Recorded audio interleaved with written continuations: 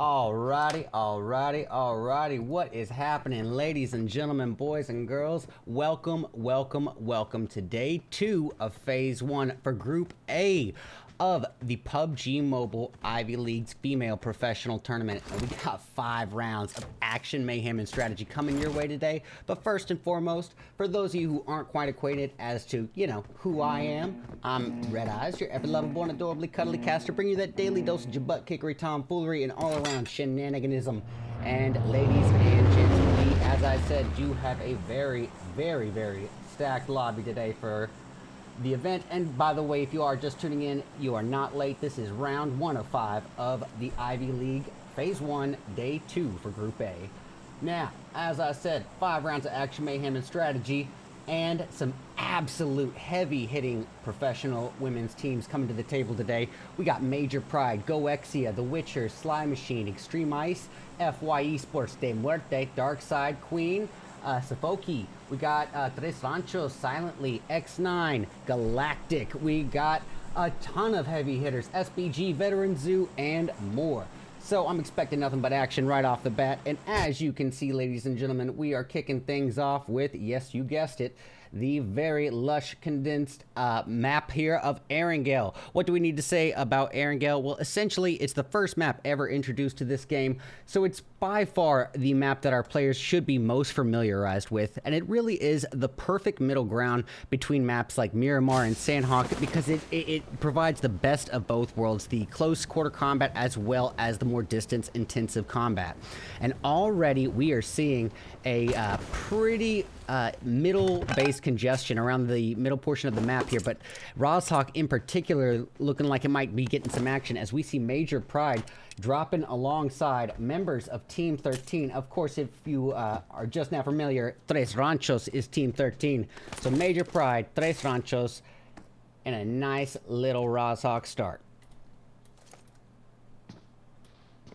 And you guys know how I like to do this. I like to get multiple angles on multiple altercations here. So with that being said and kept in mind, boom.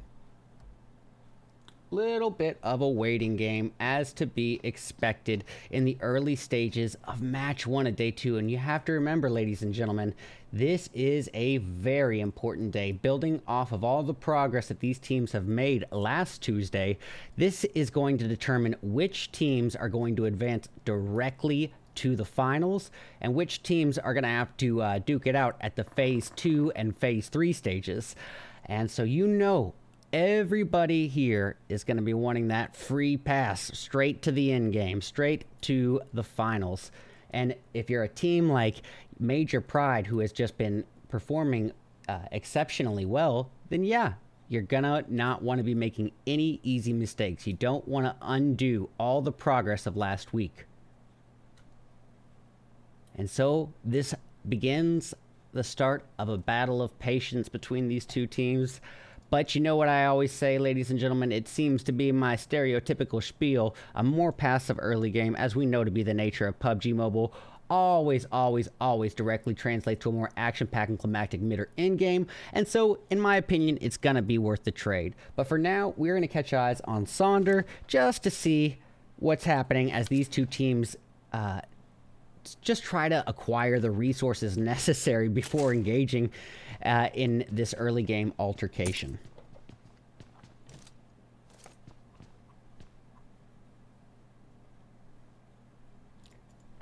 Okay, and while we do this, I'm going to go ahead and just touch this up a little bit.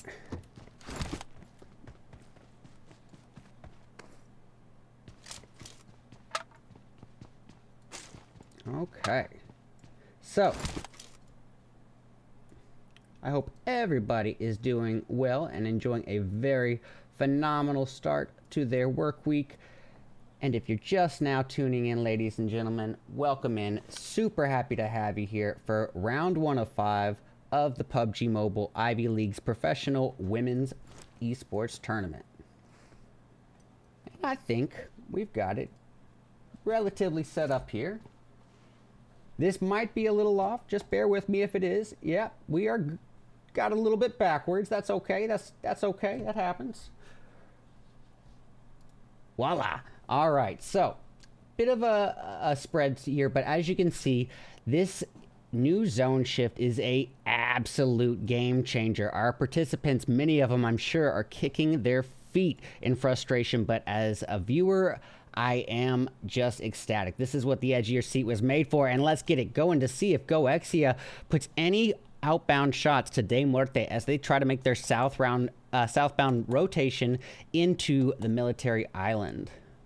And it doesn't look to even be a potential altercation in that matter. De Muerte making their great migration south without any trouble here. And I can honestly say that I think I understand GOEXIA's hesitation if they are aware that they are in fact sandwiched between multiple teams.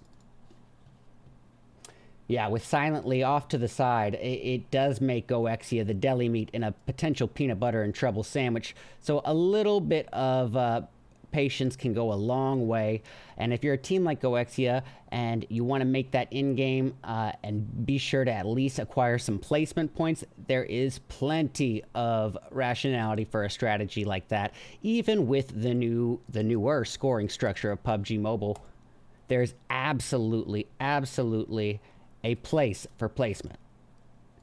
While eliminations are going to be more intensive and valuable than previous scoring structures, it does not mean that placement is not absolutely imperative. Okay, so once again, this battle of patience draws on. I don't believe we've lost a single member of any team. No, we have not. Not a single knock on the board yet. But as you can tell, trouble could be cooking up in one of those PUBG pans at any moment here at the Sanhok region. And all these teams still need to migrate south into this new zone and claim some real estate. Here we go. It's Taro of GOEXIA in uncomfortably close proximity to a member of Silently. But as you can see, that is Lanisa or Anissa, I apologize. Anissa gonna be taking a nice little coastal route, enjoying the ocean view as she migrates towards that bridge, trying to make her great migration to the military island. Looks like Rizova as well, and understandable once again why Taro wasn't so eager to engage with this in a situation where she would have been outnumbered, outwomaned, and outgunned. All right, so you know what? Not really much reason for this scene at that point. Was hoping that there would be something we could catch there on the map, but as you know, ladies and gentlemen, this can be a very typical trend for match one of any high stakes cash event. No team is ready to throw out their odds this early in day two. There is always going to be a chance to come back, and always going to be that reason to stick around and improve and reach that end game. So none of these players, regardless of overall current placement, are ready to present any easy opportunities for their elimination.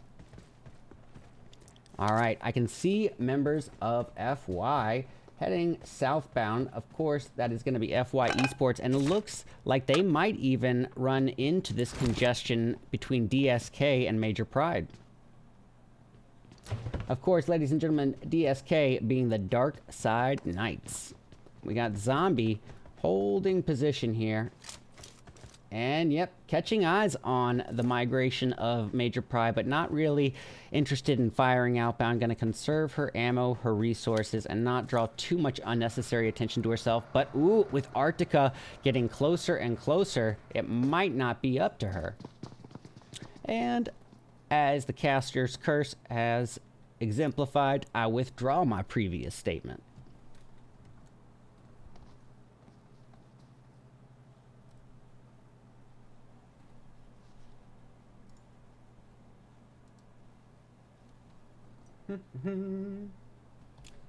All right.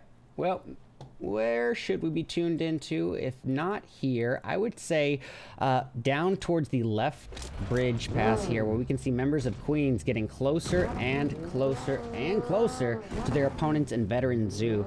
Now, if memory serves correctly, Veteran Zoo certainly had a bit of a tough go last week, and they're definitely looking to alleviate some of that deficit that they made last week. And even if they are not able to somehow put up such a strong performance to advance directly on to the finals, there is still a saving grace. They still have a chance to qualify at either the Phase 2 or Phase 3 stages, depending on their current placement when it's all said and done. I'm going to go tune for a brief moment over to Silent Link, currently holding a position just on the edge of the bridge, waiting for a potential bridge camp opportunity.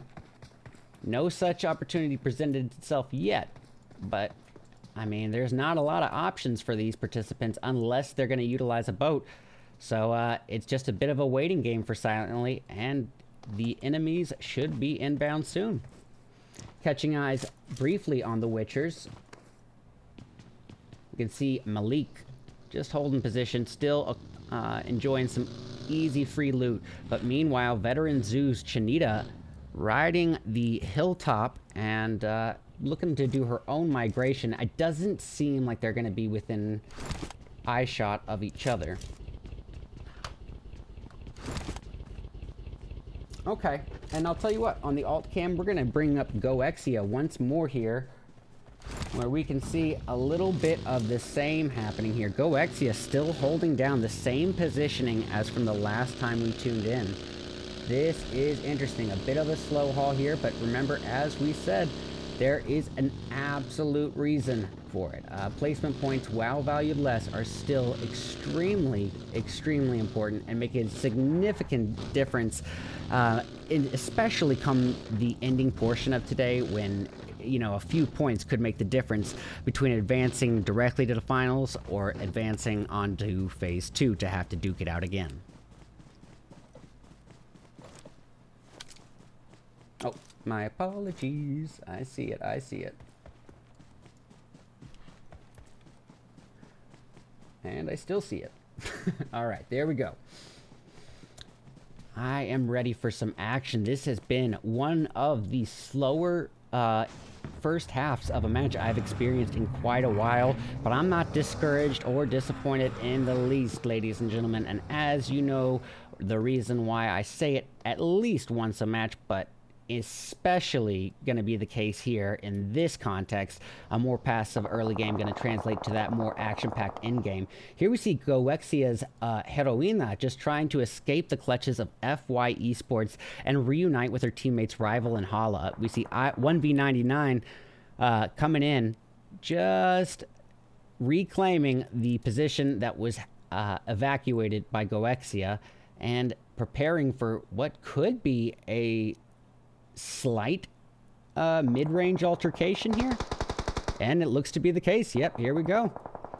And even on the hilltop in the distance, we see members of Darkside Knights trying to pull a side flank migration here on a member of FY. Not looking like it's gonna amount to much.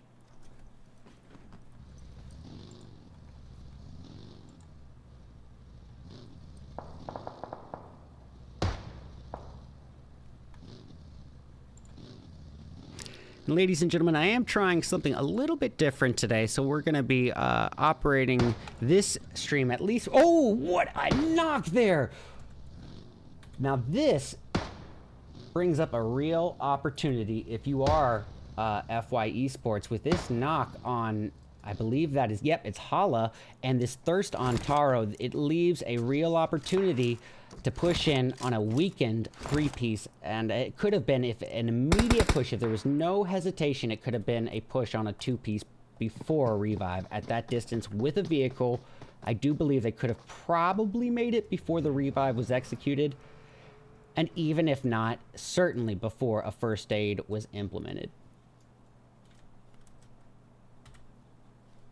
And, yeah.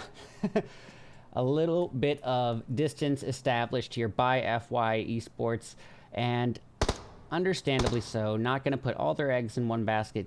Two lines of angles on their opposition, but neither team seems all too eager for this smoke just yet. We're going to go down south back into the military island, where, as you can see, Veteran Zoo relatively close in proximity to other teams here. Speaking of which, Janita, a Veteran Zoo, has just been knocked, so that's going to leave all the pressure riding on Anara, Kami, and Lilith to carry on the team's name if they're not able to provide some cover fire, or at least drown their teammate in a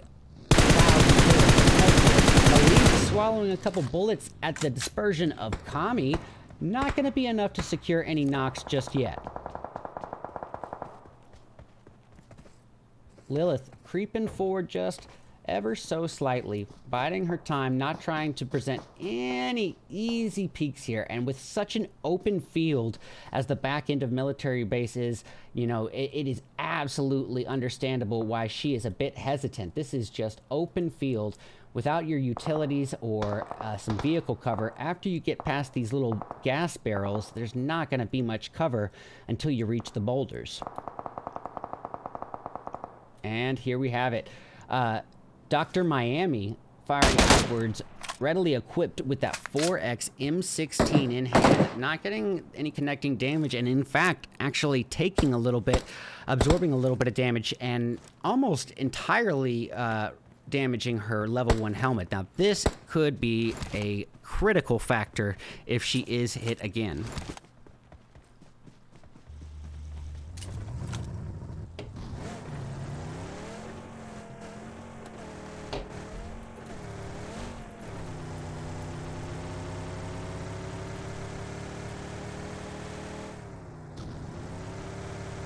Alright, well, catching eyes on the Witchers here. We see her keeping eyes on the Witchers, I should say. Dr. Miami and teammate here readily just repositioning themselves, trying to get a nice position here. But I'm not so sure how much I agree with this position. It does leave them pretty limited in terms of what they could do, what resources they could acquire, and what sort of lines of sight they could have on any opposition. I mean, it really does only allocate for one direction if you are going to be utilizing that tunnel, and if you are going to be just utilizing the crescent on the hilltop, well, you know, that's a different story. All right, Tres Ranchos going off in the distance. I think I'm going to go catch eyes briefly on them just to make sure we aren't missing anything too exciting here. It looks like they have already lost Riza, leaving it in the hands of Cassie, Michelle, and Pow Pow. And yes, they are a bit spread out from one another, just trying to make a late migration southbound into Military Island. Now, this could be a bit of a competitive area here, especially crossing the bridge. I would have expected, or at least been pessimistic, cynical of the possibility of bridge campers.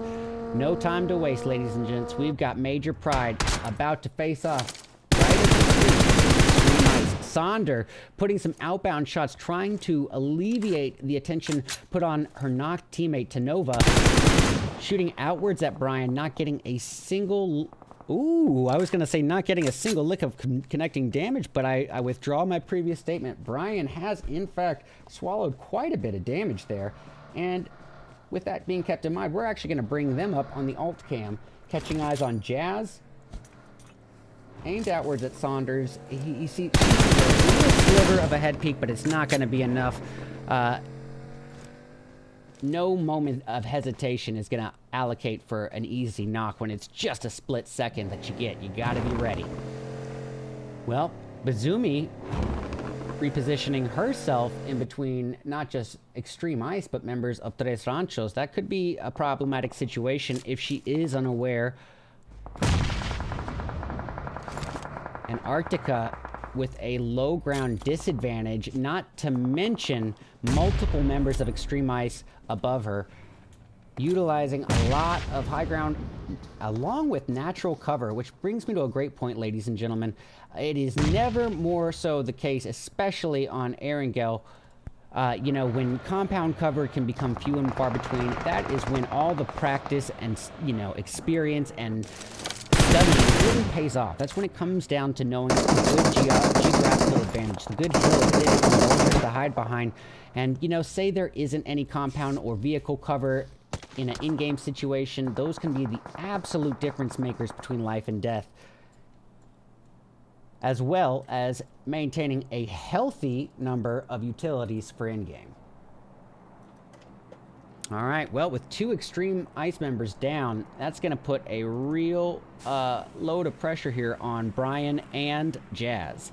Jazz, with that M4, just awaiting what she expects, more than likely expects to be a push from Major Pride, and it doesn't look like it's going to happen. And why? Because Major Pride currently has their hands full with Tres Ranchos, and boy, does Cassie lay into Bazoomi right there, and then easy takedown, and that is going to bring Major Pride down to a 3.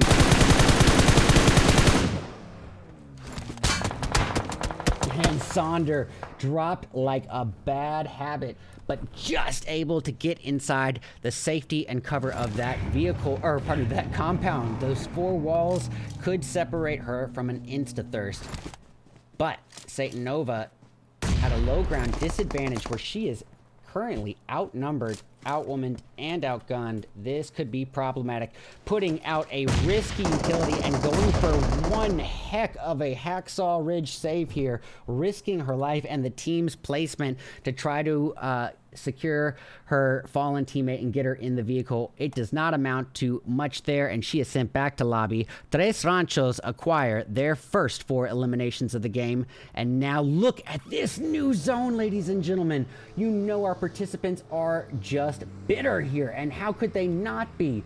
How could they not be with this much surface area of water? It is literally over 50% of the remaining safe zone occupied by water, further limiting our participants' options and choices of real estate. It is going to be an action-packed in-game regardless. Let's get a closer eye view here, tuning in to the current 3-piece. Now, keep in mind, they entered this match as a 3-piece, so the fact that they don't have many eliminations or any eliminations is not altogether too concerning just yet. XNINE going off in the distance. It looks like they may have secured their first elimination, or, nope, I withdraw that. There's potential second elimination to come if they are able to secure a thirst. Lisa holding a little bit of overwatch and cover fire as her teammate, Anissa, tries to creep a little bit closer to their fallen teammate, Galavaya. Lisa gonna try to bring some vehicle assistance, maybe even use it as a nice quick escape route. But in the meantime, we can see in the kill feed, De Muerte, Team 9, facing off with somebody in the distance. Let's go tune in. Now, De Muerte, another team entering this match as a 3-piece, but doing so, they already have 2 eliminations. However, a price has definitely been paid. It looks like Matesha has been knocked, and whether or not she will survive is yet to be seen. But look at the shots from NK with that M4 aimed outwards at Dr. Miami and dealing out some significant damage. And ooh, Malik is brought right back down, revived only to fall again. All right. And yeah, creeping a little bit closer. Understandable why they're still a little bit hesitant, because there are so many players left in this small in-game zone with so much zone being occupied by water. It is a risky move. And Pow Pow of Tres Ranchos brings it down to 1 rancho remaining, and that was Michelle, and Michelle is out of there. Just like that. Extreme Ice acquire their 3rd kill, and get this, they have not lost a single member in the process. They carry on as a full 4-piece, prepared for an action-packed in-game with the best possible scenario in hand. Now, this is easily one of the slower first matches of you know, I'm sure this tournament, but probably let's just go ahead and say this season of esports here. It's just one of those coincidentally slow starts due to the context of the zone, and Mia facing off as we speak against FY and getting a quick takedown, going for a drop shot third and taking minimal damage, but the vehicle explosion! Oh my goodness, 1v9. 1v99 of FY Esports, the vehicle explosion from hell, putting out a little bit of irony and bad timing. Oof, no time to celebrate in competitive PUBG Mobile esports whatsoever. Catching eyes on GOEXIA, who are really starting to face the downsides of waiting for that late stage rotation southbound into this new zone and finding themselves victim of gatekeeping. Gatekeeping from none other than FY Esports. Tell you what, looks like we are about to have multiple fights here on the playing field, ladies and gents. We're going to go off on the alt cam just to catch eyes briefly. We've got Brian off in the distance holding a backside, making sure no one comes in from the south end into the, or pardon me, the western end into this dead zone. Meanwhile, the remainder of our team keeping the opposition and Veteran Zoo at bay. Veteran Zoo a little off in the distance with 0 elims to their name yet and reduced down to a 3-piece. Still, for some reason, playing a frighteningly slow development here. They are going to absolutely need to find a way to get some elims. Even if it's not this match, they're going to have to make up the deficit for it moving forward. All right, Hala of GOEXIA with a very risky vehicle rotation inbound, falling off the side of the cliff. Not even alone. She is not the only one to go down there. The Witchers had a member fall down as well and going quick into this water snake mode, holding her breath, it seems. I am actually going to catch a brief eye on that. Make sure I'm not missing something. Okay, this has to be that observer glitch. Yep. And she is a sneaky Michael Phelps, no question. Meanwhile, Veteran Zoo trying to lay low as multiple teams are duking it out around them. It looks like Queens Esports having at it in the distance with none other than their opposition in DARKSIDE. Waiting for a little bit of downtime here. Looks like they have a DARKSIDE member knocked and not going to use this opportunity to push, probably just due to the sheer extremely small remaining safe area. The land radius is all that is left. Not a single building that I see aside from what is right in front of us available. All the buildings have already been occupied, as few as they are, few and far between as they are. And so this is going to be a real contestation for real estate and positioning. A battle of patience ensues between De Muerte's Matesha and Silently's Lisa. Lisa just playing the slow game. Understandable. Understandable. Hala, the last remaining member of GOEXIA, doing a little bit of the same, just trying to acquire any placement points she can. Remember, any team that is eliminated now is going to mean more points for GOEXIA. So Hala has the right idea of it, given the context that she is a solo, not presenting herself on, to the opposition as a head on a platter. No easy eliminations. And if she is going to go out for a kill, it should probably only be in the context of maybe a third-party kill steal at best. In this situation, the possibility for her to squad wipe as a solo while remaining unspotted from remaining teams is slim to none. All right, catching eyes on members of Extreme Ice. All the while, Veteran Zoo will be pulled up on the alt cam as they maintain their pressure on De Muerte. A little bit of damage there. All the while, we got AGMC firing outbound at members of GOEXIA, I guess the final member of GOEXIA, as well as members of Veteran Zoo. And actually, with that being said, I'm going to withdraw that GOEXIA statement. I think Hala is still holding the coastal region there, trying to lay low and not draw attention to herself. If she was spotted, she would almost certainly be eliminated from this point, given the positioning of Veteran and De Muerte. With Tommy down, this could be an easy steal for AGMC, and she does get it. Nicely done.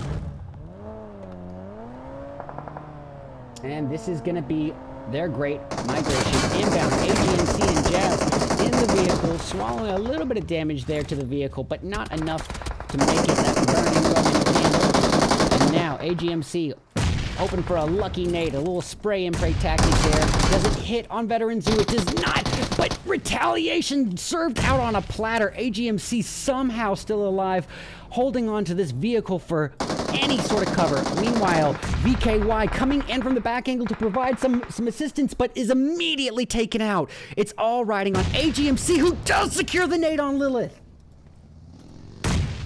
This was the most clutch, absolutely clutch nade, making it rain hellfire all too little. It could have been the difference maker between advancing and not.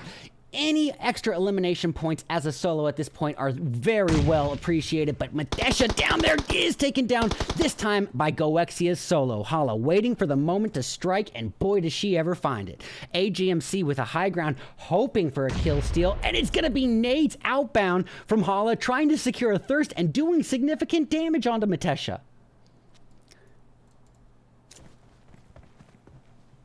We've got Nia of Queens. Now keep in mind, as I said, began this match as a three-piece, and oh, even with the surprise angle on Kiss of De Muerte, finds herself the loser of that altercation. I hate to say the loser, but definitely taken down even with the advantage of first fire. Kiss making her final stand, even with all these disadvantages. Low ground, no overwatch, not really much cover angles. And her saving grace comes in the form of her teammate, Melita, with a monster utility. Puts Cashew right back down. That is one cracked nut. That is going to be down to Cat. And yes, the Cat may have 9 lives, but that was the 9th. And back to lobby she goes. These dad jokes are so corny. Even I am frustrated, but I want you to know I can't stop. All right, ladies and gentlemen, it is down to 3 teams dispersed across 5 players. We have ourselves, let's see, it's going to be a 2v2v1, an almost fair fight here. FY Esports, De Muerte, and our solo from GOEXIA, Hala, who has been able to stay alive and really keep her team in the running here. You know, match 1 can be one of the most discouraging matches if you don't fare very well early on. It can set the tone for the remainder of the day if you're not in the right headspace. So Hala may have done more here for her team than it may meet the eye, even with the additional placement points, the additional elim. Ooh, Melita is taken down by Yapping. Now it's down to Kiss. Kiss throwing it outwards. It's going to be a little spray tactic there. Little guessing game with that utility, but the shots on 1v99 do connect. Not enough for a knock. Oh, but the second knock by Kiss right there. Yapping is putting in some, Yapping is sent back to lobby. Kiss is putting in some of the heavy work and clocking in some overtime. Gonna throw out that utility. Not quite hitting the mark, but boy, it was so close. If you don't succeed at first, try and try again. Now Hala sneaking up from the back end. This is going to put such a world of hurt here for FY's 1v99. If that happened where they both threw nades at the same time. Poor 1v99. 1v1v1, ladies and gentlemen, to end round 1. Let's get it. And that is the nade from Kiss, sending the opposition back to lobby. 1v1. Let's get it. High ground in favor of Kiss, but Hala still clinging to hope. And, well, hope is false. And ladies and gentlemen, any way you look at it, that has got to be game over. But what a phenomenal first match to set the tone for the day. And honestly, one of the slower game 1s I've seen in a while, and I was very encouraged by that. Now, why would I be encouraged by, let's say, maybe a little bit more of a slower pace first match? Because it means that these participants are taking this event seriously. They're taking their shot at advancing directly to the finals seriously, and they're also taking this opportunity to set the tone, not just for this, but also the remainder of this competitive season. They're up against many of these teams on a recurrent basis, and this sends that message out there: we belong here at this event. De Muerte doing what De Muerte does, though, and 18 elims. The numbers don't lie. Almost hitting into the 20s, long past double digits. This is going to be a huge game for De Muerte, who already had such a phenomenal position entering the day. This is going to be a healthy 28 points for De Muerte in round one, and very well deserved. GOEXIA thanking their lucky stars for their saving grace, their little last coin in the back pocket, going by the name of Hala, who was able to secure not just enough placement to work all the way up to that silver medal, but also 4 elims on the board to add to it. And I believe that's 12 points for GOEXIA, all thanks to Hala. FY, great performance on their end as well. 9 elims to their name, and 5 of those go to 1v99K, who shares the name with quite a few others. We got Queens in 4th, but not putting up a single kill in their favor. Now, yes, the placement points are valuable, but remember what I said. You have to be comfortable in your altercations. You can't be afraid to take on a fight, or it will be the absolute, it will definitely prevent you from putting up the sort of numbers that teams like De Muerte have been. All right, we got members of Extreme Ice. They're going to be securing 5th place, and doing so with a pretty healthy 6 elims to boast along with that. We got members of Veteran Zoo showing a lot of improvement from day one, this time putting up a 6th place placement along with an elimination to add on to the board. We got Silently in 7th with 1 elim from Galavaya. The Darkside Knights working their way into 8th, but Chivalry is dead as they have a big fat onion for elims. We got the Witchers coming in 9th with 4 elims, and half of which go to Malik, who was eliminated from swallowing a very healthy frag grenade dinner. XNINE Esports working their way into 10th, and unfortunately for them, only 1 elimination, and that's going to belong to Polly. We got members of FK working their way into 11th with 1 kill from Mia. Now, entering as a 3-piece, it could be a worse situation for sure, but you're going to want to put up better numbers and better placement in that moving forward. 12th place belongs to the Tres Ranchos, and only 3 personas were able to put up some points. And that's going to be 4 elims, 12th place, so that's no placement, but 4 elims to add on to the board. A tough go for Major Pride as they get the unlucky 13, along with 0 elims to add to that. And lastly, the Galactics in 14th as a 3-piece with 0 elims to their name. Well, ladies and gentlemen, that was just round 1 of 5. Now, we have seen our participants on the very first match, the very first map even of Erangel. Now, as I said at the beginning, that's the map that they're supposed to be most familiarized with, most acquainted with. But, you know what? Yeah, here we go. That's the map they're supposed to be most familiarized and acquainted with. But what's going to happen when we change up that scenery, change up the geography, change up the landscape as we move into a different setting? I am, of course, talking about destruction in the desert, that wide, open, arid desert of Miramar, as we return for match 2 of 5 of day 2 for Group A, Phase 1 of the PUBG Mobile Ivy League's Female Professional Women's Esports Tournament in just a few short moments. Stick around. Be back soon.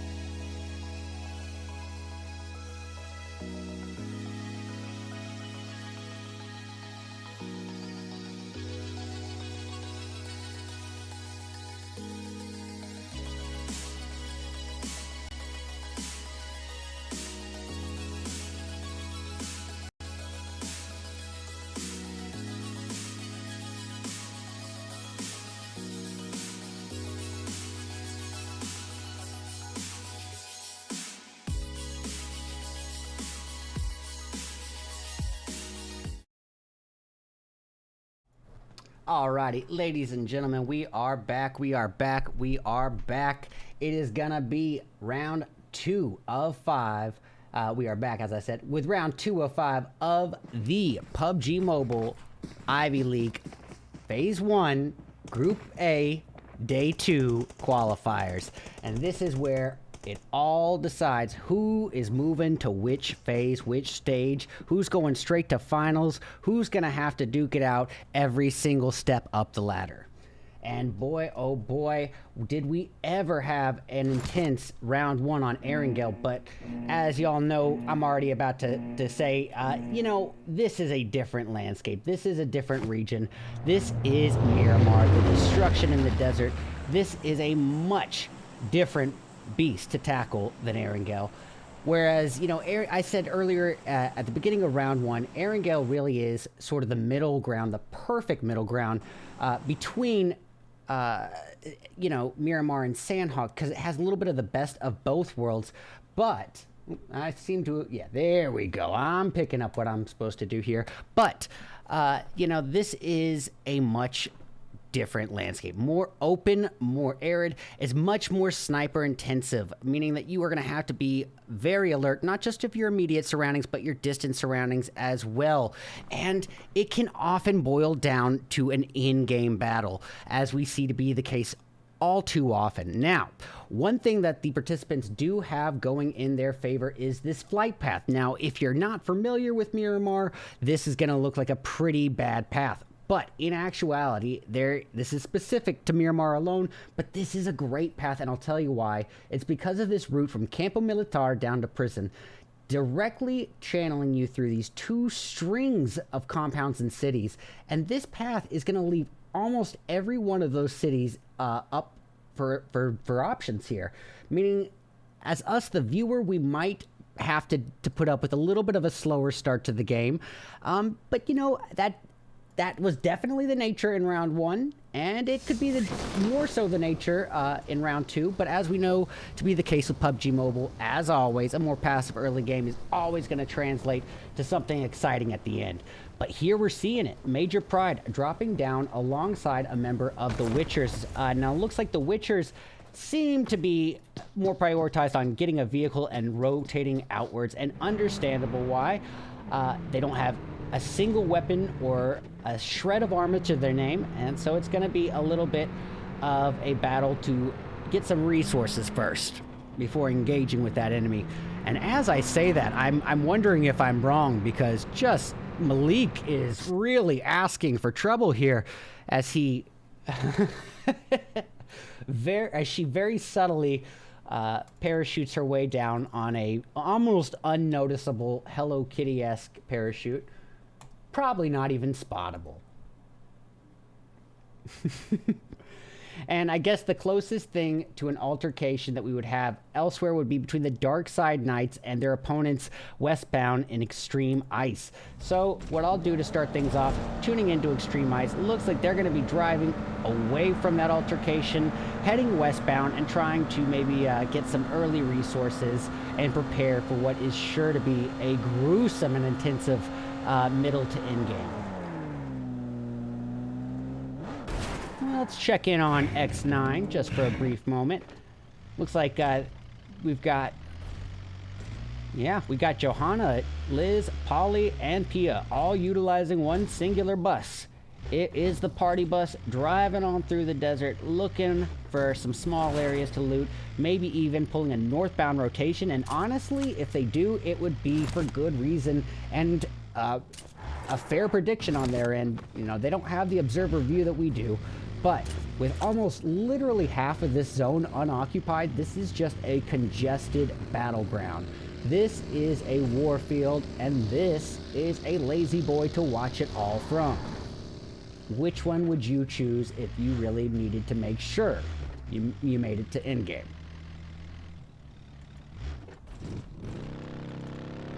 Catching eyes on Queens.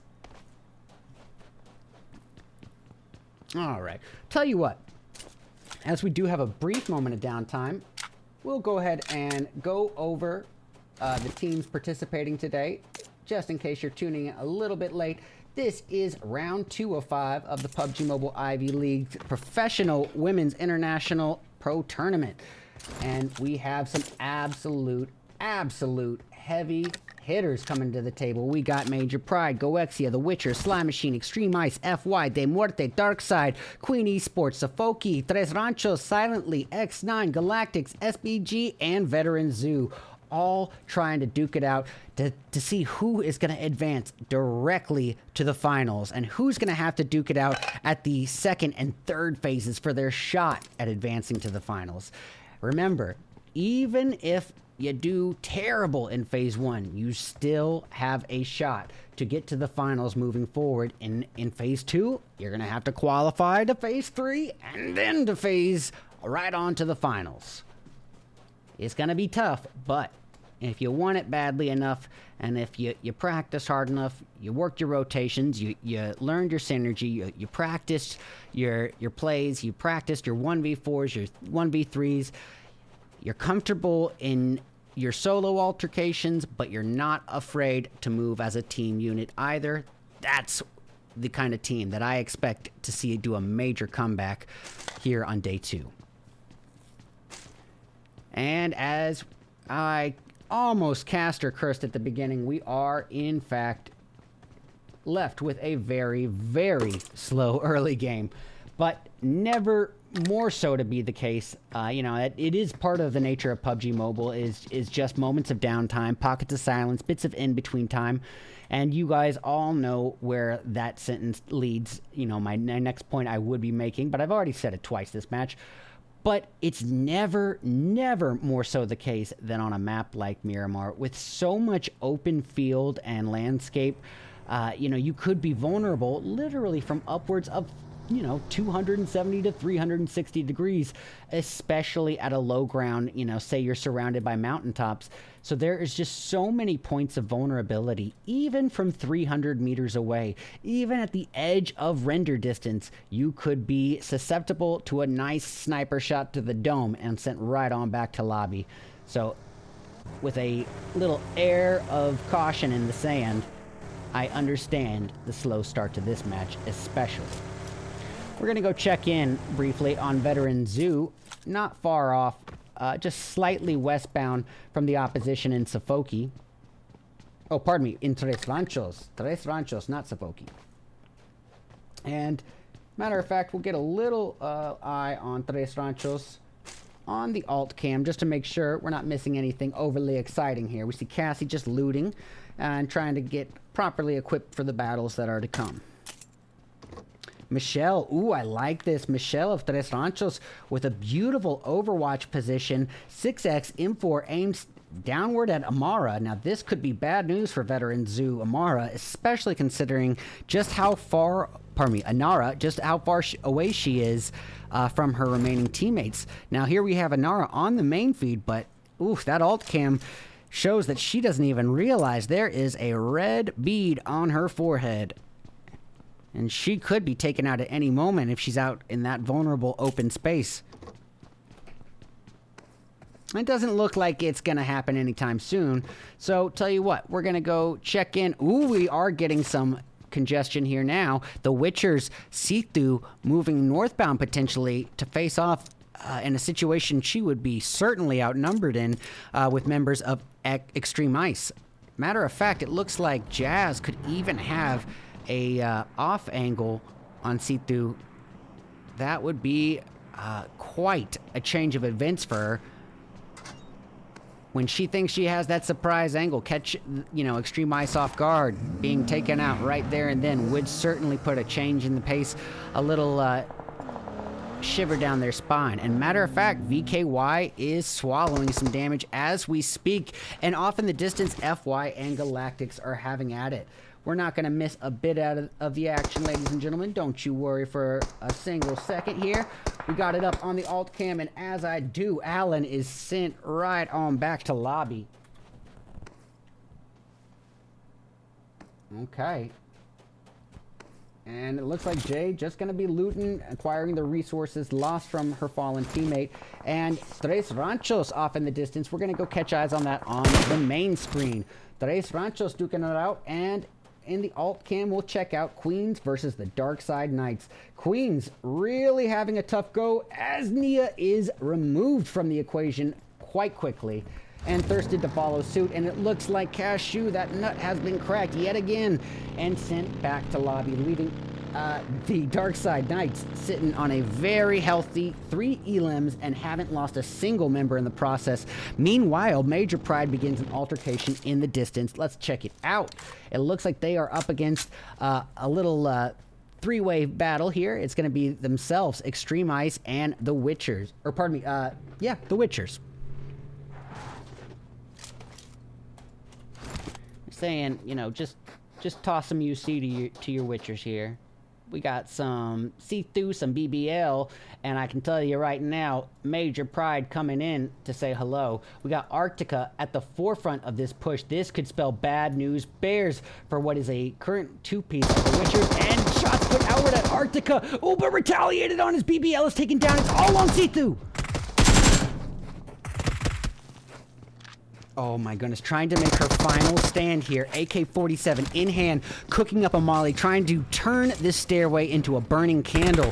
But oh, just swallowing a hailstorm, a thunderstorm, a absolute tropical climate of bullets downpouring onto her, and she is out of there. And just like that, Major Pride, 4 elims to their name, not a single member lost in the process. They carry on as a 4-piece with a very healthy start to the match. Nicely done. They're not out of the thick of it entirely. They do have members of Extreme Ice surrounding them on either side here. And yes, it is going to amount to something. Shots have been fired towards Major Pride. Now, I don't want to miss out on any action on this field right now because it has been few and far between thus far. And while that does mean we are going to be due for one intense in-game, there could be the little altercations that happen at the same time. Those simultaneous fights. Don't you worry, RedEyes has got your back. We got this going. We'll get, for this, both perspectives of this battle. Extreme Ice will be on the alt cam with Major Pride on the forefront. It looks like AGMC has been taken down by that knock from Major Pride, and this is going to put a lot of pressure on the shoulders of Extreme Ice, especially having to secure this revive. We got Jazz on medic duty, meaning that VKY and Brian are in charge of that overwatch and cover fire.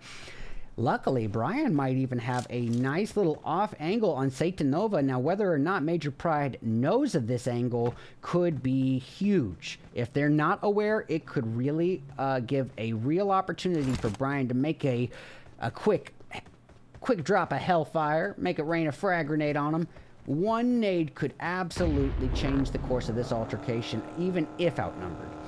Well, FY going after silently in the distance, and meanwhile we are seeing an altercation unbrewing here right in front of our eyes. Tell you what, we are gonna stay focused on that here and now. It's De Muerte doing what De Muerte does, and sending members of Extreme Ice back to lobby. It might be the dry, hot, arid desert, and that is no place for ice to survive. God, these jokes are corny and I can't stop. Wrong sound. All right, well, Melita, pardon me, really putting the hurting on, but it does look like the knock on Brian is gonna amount to a easy third-party kill steal by the likes of Major Pride, much to Melita's chagrin here. Now, currently, De Muerte with only 1 elim to their name, and that's from Kiss, but also take note of the fact that they're entering as a 3-piece, but with such a comfortable performance previously, I am not overly concerned. These are players that can absolutely handle their close quarter confrontations, their 1v2s and 1v3s. They're not afraid to take on a fight regardless of what they're equipped with. This is a berserker strategy, but with a reason, because they've got the skills to back it up. And as we are seeing, Matesha and Melita and Kiss, even as a 3-piece, taking on a fight that they are outnumbered in, and doing it with a 2-1 split. Multiple angles on Major Pride, and Melita and Kiss. Ooh, it's actually Kiss who secures that takedown on Melita. Matesha cooking up a utility, trying to add on to it. Let's go for a bit of bird's eye view here. And those utilities are so critical in this open landscape of Miramar. When compound cover, geographical cover can be few and far between. Sometimes all you have are smokes, but you don't want to be spending too much too soon, because as we know, in an in-game on Miramar, those smokes can be your last safe bet. Ooh, did I just have it force close on me? No, I didn't. Good. Oh, it did. Sorry about that, you guys. PUBG has force close. We'll be back in that match on the alt cam in just a brief moment. And here we have it.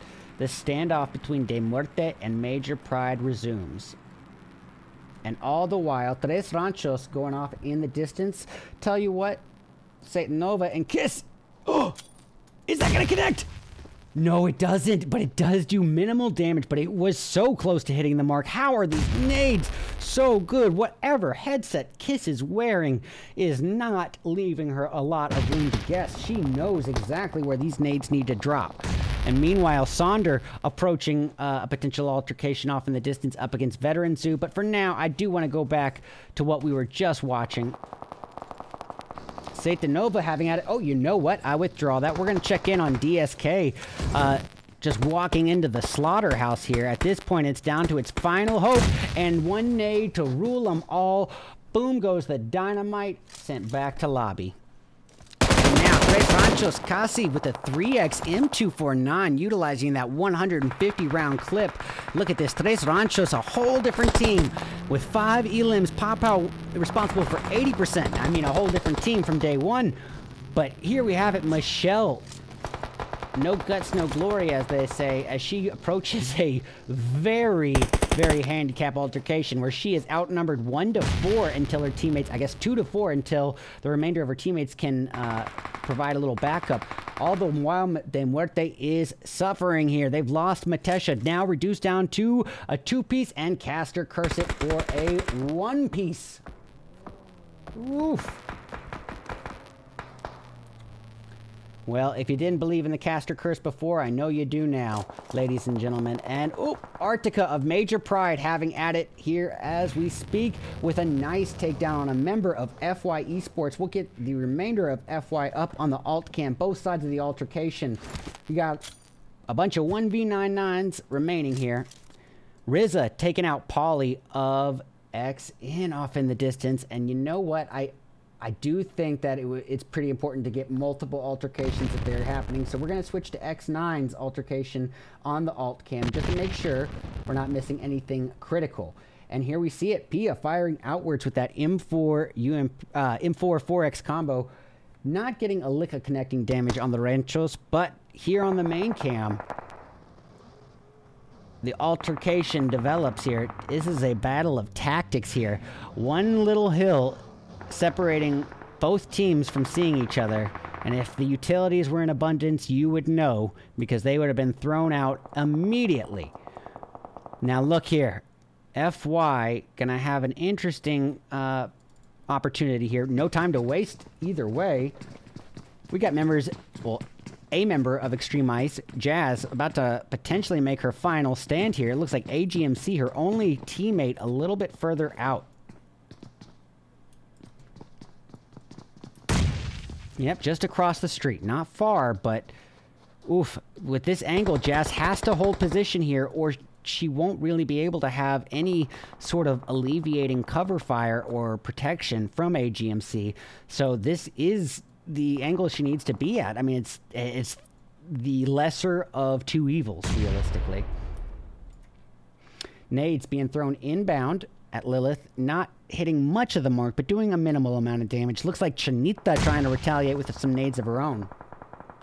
And I'm going to go check in, make sure we're not missing anything else. Yeah, looks like this is the only altercation currently on the board, but several other potential altercations brewing. As you can see here on the top right portion of the screen, the map shows Major Pride as well as Tres Ranchos sneaking on in, as well as a member of Queens. This is where it's gonna get spicy. Add a little sauce onto this Miramar match here. Jazz about to make a very risky final stand. Tres Ranchos trying to rotate, and Chanita getting the knock on Chaz, but being taken down from behind by AGMC or member of Silently. It brings Veteran Zoo down to a 2-piece of Inara and Lilith, and this is all-out bloodbath warfare. AGMC trying to hold the compound. What more can she do at this point as this solo position? And look, just absolute hell raining loose. All you hear are bullet shots, just deafening bullet shots left and right.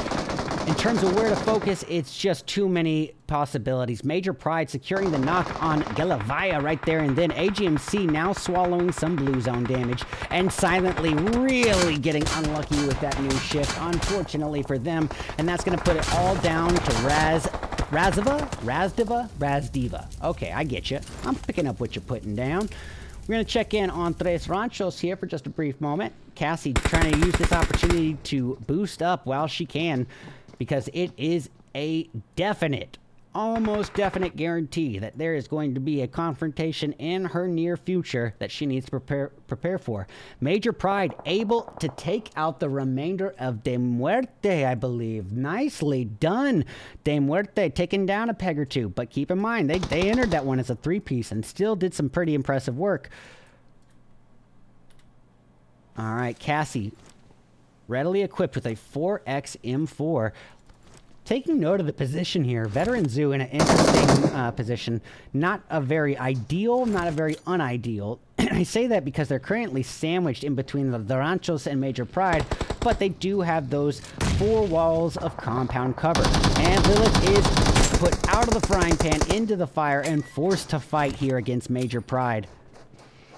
Cooking up a preemptive nade here, and tell you what, we got both sides of this altercation. Sonder cooking up a retaliatory nade as well, trying to get a little trick shot off the rim. Not going to connect too much. A little bit of damage taken by Lilith, but not enough to really add any panic factor to the mix. And now there is Cassie. Lilith is now just cleaned with her help and brought back. All right, Anara, the last hope for Veteran Zoo. But once again, I do want to take note of just what good sports Veteran Zoo have been. They did not have the day one that they were hoping for, and over the course of that day, over those 5 matches, began to show improvement towards the end game, and then came back today really showing a significant improvement from day one. And I just think it goes to show when you're in it for the right reasons, you're a good sport, you're here to improve, you're here to compete regardless of your current standing. Those are the teams that are going to benefit the most from these events, cash or no cash at the end. All right, FY holding off. And I definitely agree with this decision in certain circumstances, but most often it will be the case on a Miramar match, because this in-game zones often amount to a conclusion with no compound cover. Now, if you're a team like FY, and let's say very, very, very dependent on every single point could be a difference maker here, then you're going to want those easy placement points from 3rd place shifting up to 2nd. So yes, to lay low and let the Ranchos and Galactics focus on each other may have had a very beneficial purpose, but as you can see, FY has been pretty spotted, I'm assuming, just based on the Galactics placement. And if they haven't, then kudos to Galactics for just preparation and practice and tactics and great, you know, positioning even as a 3-piece. Going back to fall into a 2-1 split, even that I agree with. You know, especially considering that Scar could lay low here and potentially Cassie focuses in on the 2 remaining members of Galactics, gives Scar that off angle. In this case, Scar would suffer for it because FY would have the back end on him to get back end on her, pardon me, to get that elim. But that's with our Spectator 2020 vision. Our players don't have such a luxury. 1v99 of FY going right into the battlefield. And I'll tell you what, we'll pull up a member of Galactics on the alt cam. 1v99, preparing for it. Meanwhile, Galactics J got herself a nice little humble monster truck. And it's a battle of utilities between Casa and Reeves. It's going to be mollies crashing down versus grenades. And look at this, the P90, this new crate gun. The Silent Assassin. No additional attachable scopes that I know of, but boy, does that thing put out some damage. And you're about to see it, I bet. Cassie's not even going to have to do work because Tres Ranchos Michelle going to assist her teammate and do the dirty duty for her. Now, that is going to put a lot of pressure on our final hope for FY. But she's going to try for a risky revive, but no. One little false move undid it all. Her teammate became a little PUBG Mobile 6th anniversary birthday candle, and she joined her right on back to the lobby. Says, I'm not going to make you wait in the lobby alone. And now we have it. 2 teams remain. It's a 3v3, a fair fight to end round 2. It's going to be Tres Ranchos and Galactics to duke it out.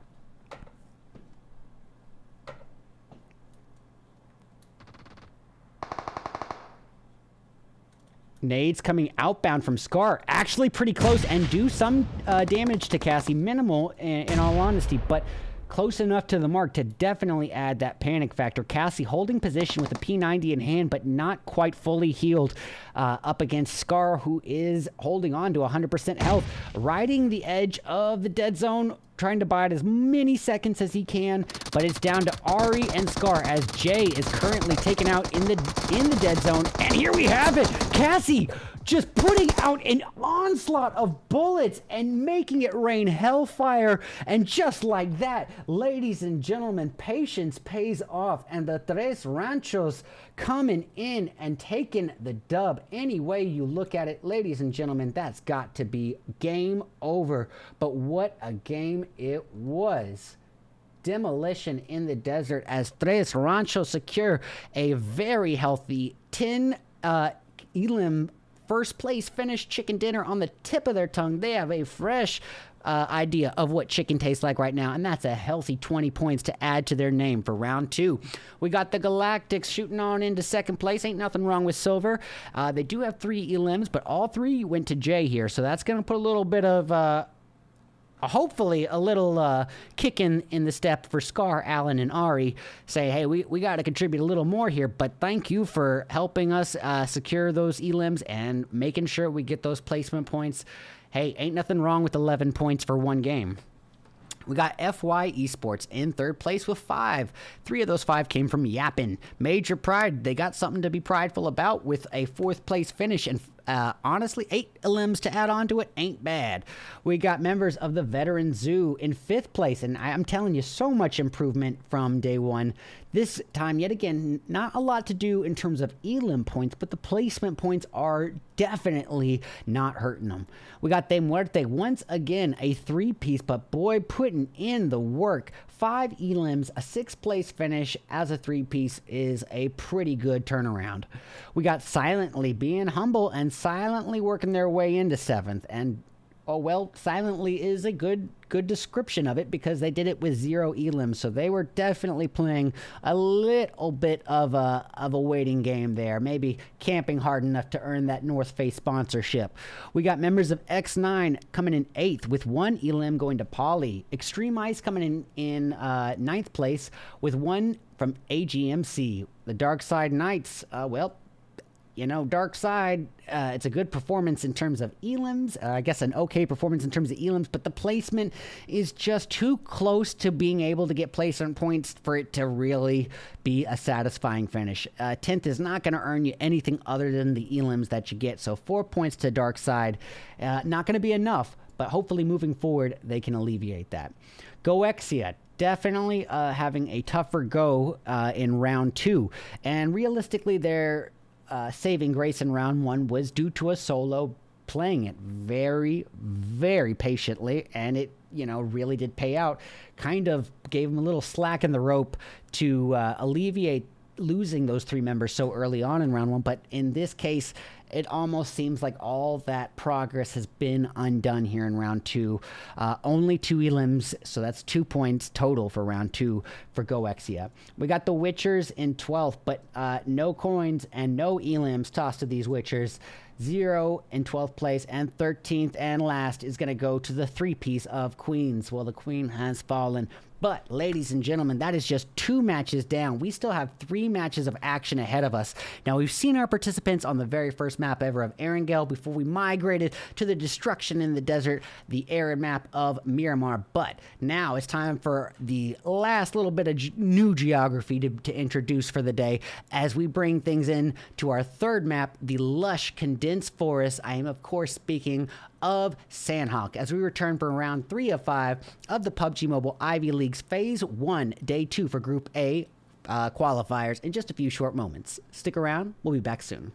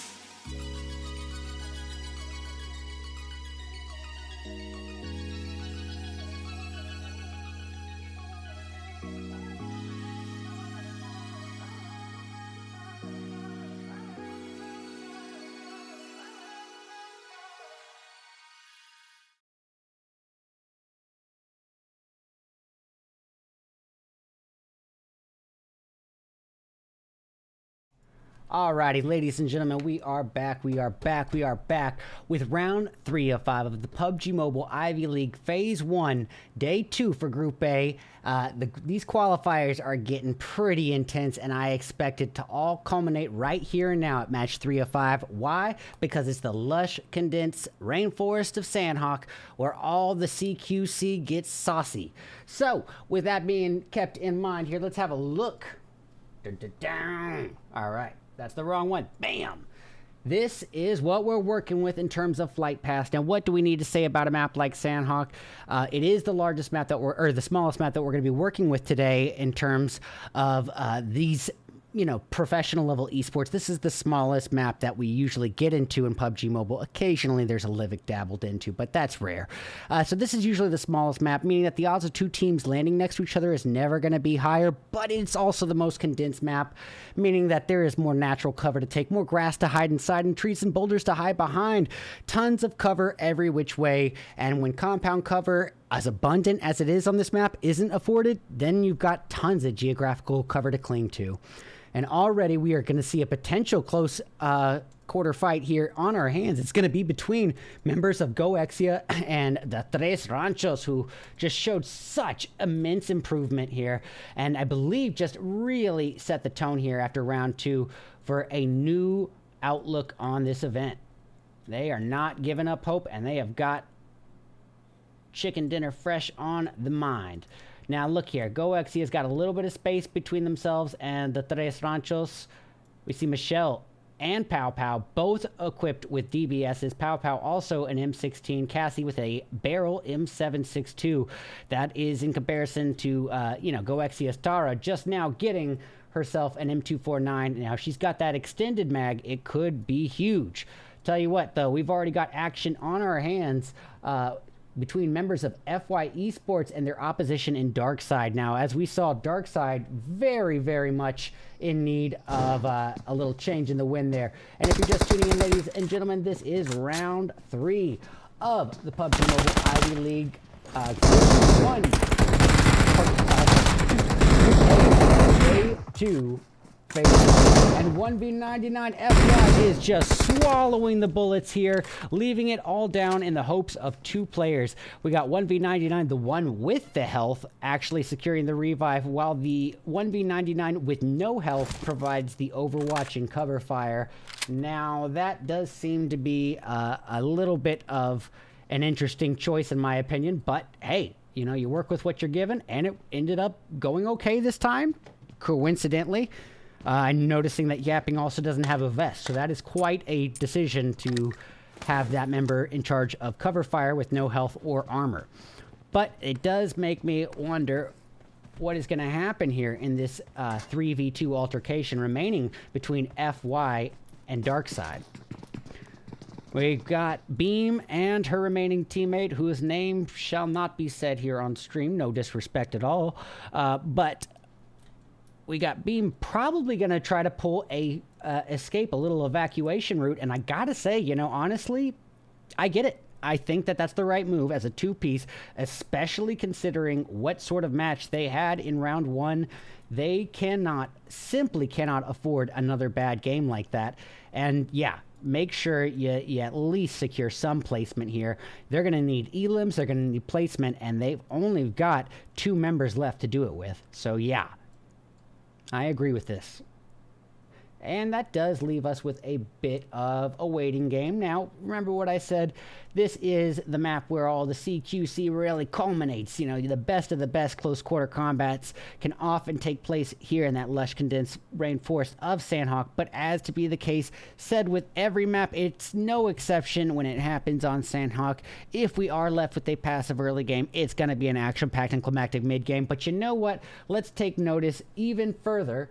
We've got, if you notice this little highlighter on the screen, so much of this zone is still occupied by water, even including the riverway taking a little bit more surface area. I'd say it's probably about maybe 30% water here, even further limiting our participants' options in real estate. They can only hope for a saving grace there, and maybe the new zone shifting backwards a little bit more inland.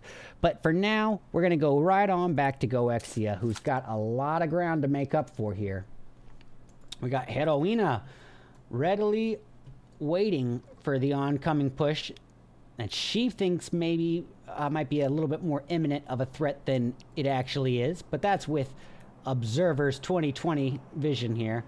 And speaking of Observer's 2020 vision, there might be a little something to be said here between Taro, Michelle, and an entire inbound rotating team of Silently. This could be really bad news for Tres Ranchos Michelle.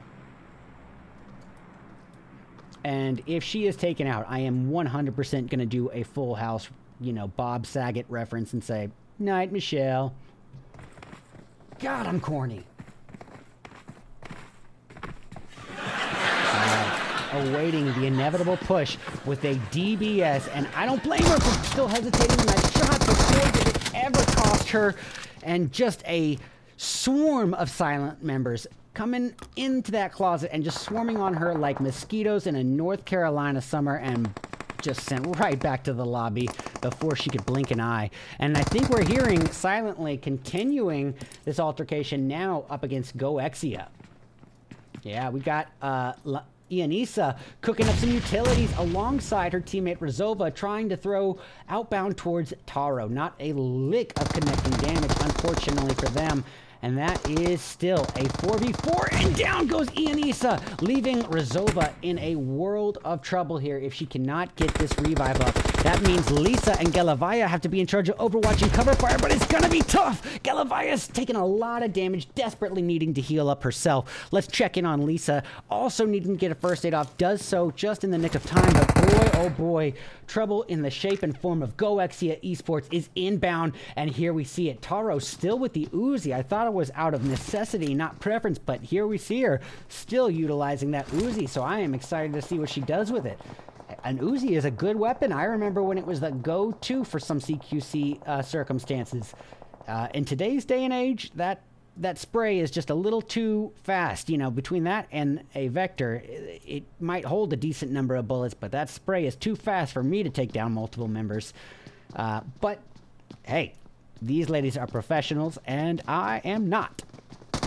All right, Rival up against them with a beautiful angle that they were not expecting. And Rizova taking down Tara, Pandora getting Galavaya, Carolina taking down Razdiva, and Lisa finishing off Pandora right then and there. Rival coming in, guns ablazing with that M4 in hand, not really doing a lot of actual effective contribution with there, other than keeping the team pressure on the opposition. Tres Ranchos down to Pow Pow and Rizza and Cassie. Cassie cooking up a molly, seeing if she can turn the opposition of GOEXIA into a burning birthday candle. We'll see if it can happen right here and now. A little preemptive shot through the smoke, a little spray and pray, if you will, but it is not going to amount to much. Rizza with this off angle could be advantageous. Pow Pow, it could really also add on to that advantage with securing a different off angle. Does look like Rival's position here, however, could certainly impede on Pow Pow doing that. And I'm guessing that Pow Pow may have even attempted already and swallowed some warning bullets, or at least almost been hit. Because as you can see, Pow Pow is very cautious here. Off in the distance, we have Major Pride doing work. We'll pull it up on the alt. Zake Nova and Arctica remain as Sonder and Bazumi are taken out, but just like that, they are able to come through with a clutch, and their fallen teammates will be revived. We're going to go tune in to XTREME here on the... Yep. I guess we'll do it on the alt cam. I thought that this was going to be a bit of a standstill, but it does not seem to be the case. De Muerte actually having at it in the distance as well. You know, give credit to De Muerte. They come in as a three-piece, and it's like no one told them that they're supposed to be a weaker team as a three-piece, so they didn't know. So, they're not. They're just dominating as a three-piece. Confident as all get out, and boy, confidence and momentum, you know, riding each other hand in hand here. it's playing out very well for them. Heroina, UMP 45, that CQC Annihilator, but finding herself up against DBSs and Barrel M762s. Now, the Barrel, I feel like in a 1v1 CQC situation, Heroina can probably come out victorious, depending on, you know, her first bullets. But that DBS, no ma'am. That will not be a forgiving CQC altercation whatsoever. One button push could send you right back to lobby. Well, we got nades coming outward from Taro, Rival, and Heroina trying to get a lucky nade in to take Cassie out.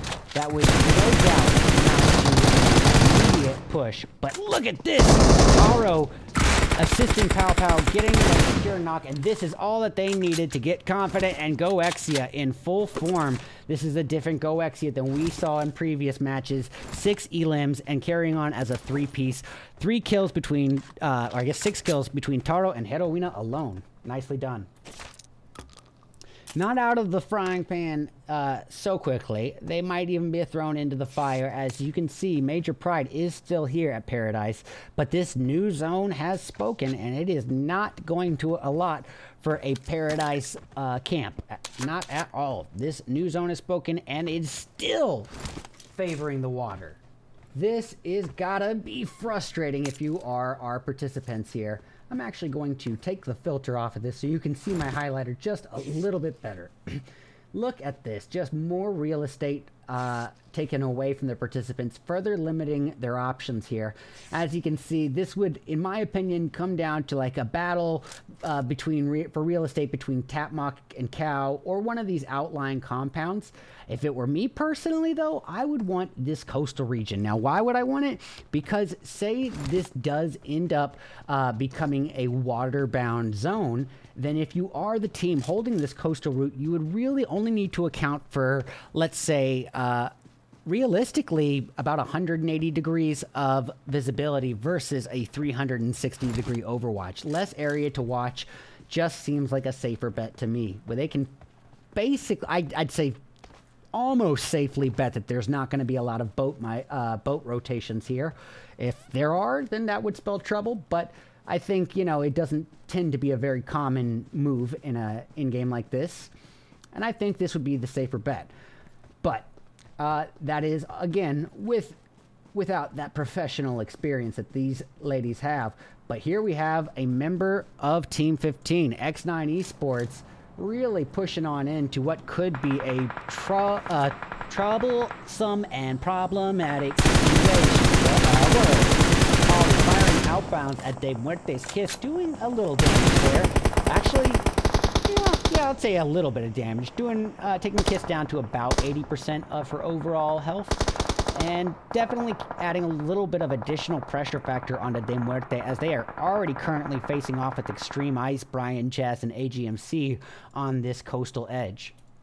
But boy, these shots still raining into Polly, and that means that that had to have been through a window. So Polly sliver peeked a little too long, but peeking right back out, trying to keep the pressure right on her opposition in De Muerte. Now that buggy is no longer a safe escape tactic. That is now a dynamite bomb there, and the wick is short. We got members of XNINE at this point reduced down to a 3-piece, as Liz has been knocked, so it's going to be relying upon Johanna, Polly, and Pia. And, oop! Who is that firing? It's Polly. Polly just a little ways ahead of her teammates, working her way towards the coast where she knows De Muerte is utilizing that coastal ridge. And you know what? Give credit where credit is due. You know, it might not be the same cluster of compounds that I said, but De Muerte has that same idea. Hold that coastal edge, and that is less area that we have to survey. And I am all in favor of it. That is very reflective of a team that's been dominating this event. And look at that. Just as I say it, Malita De Muerte, even as a 3-piece, they have got 4 elims, haven't lost a single member in the process. Nicely done.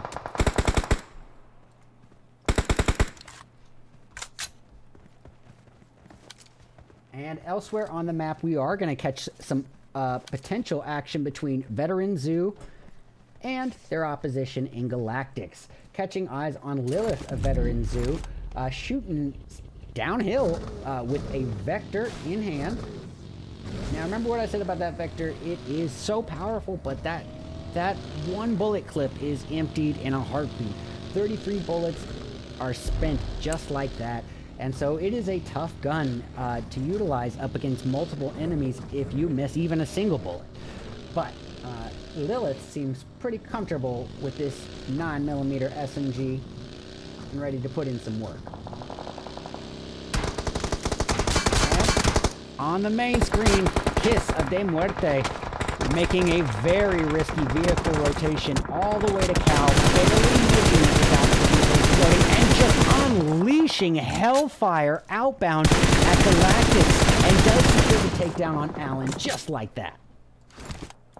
Nicely done. And look at that, taking out Jay of Galactics as well. That's going to put it all in the hands of Scar and Ari. Scar cooking up a utility. Going to be a Martha Stewart nade. Trying to make it rain a little bit of hellfire. Not hitting the mark whatsoever. Remember what I said about not expecting a boat rotation? Well, what about XNINE's vehicle rotation?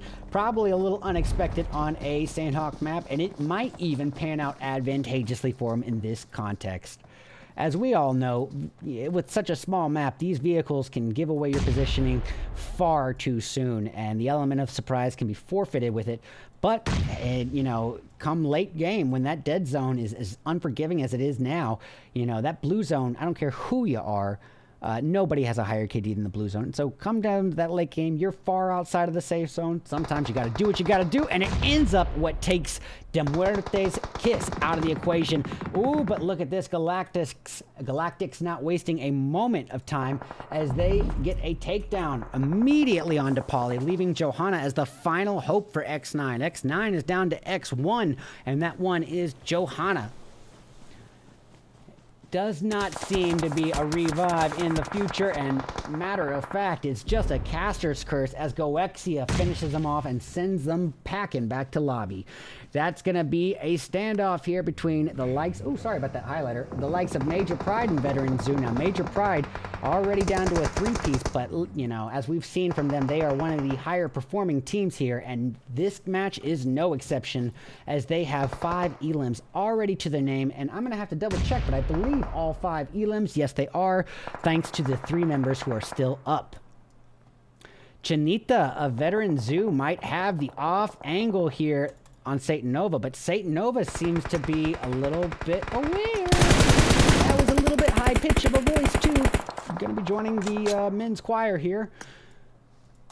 Chinita utilizing what geographical cover is afforded to her. And remember what I said, if you don't have the compound cover, which, you know, technically she does, a little confused, but I think a lot of people would expect it, so maybe it's an element of surprise. But when you don't have it, that geographical cover of Sanhok is in constant abundance. There's always somewhere you can hide in the natural landscape, be it laying down in the tall grass, behind the boulders, or in between the trees. And ladies and gentlemen, I think that's it. We are down to 2 teams. We've got Extreme Ice here in a 4v4 scenario, another fair fight here. All 3 matches so far have ended up in fair fight in games, and this is no exception.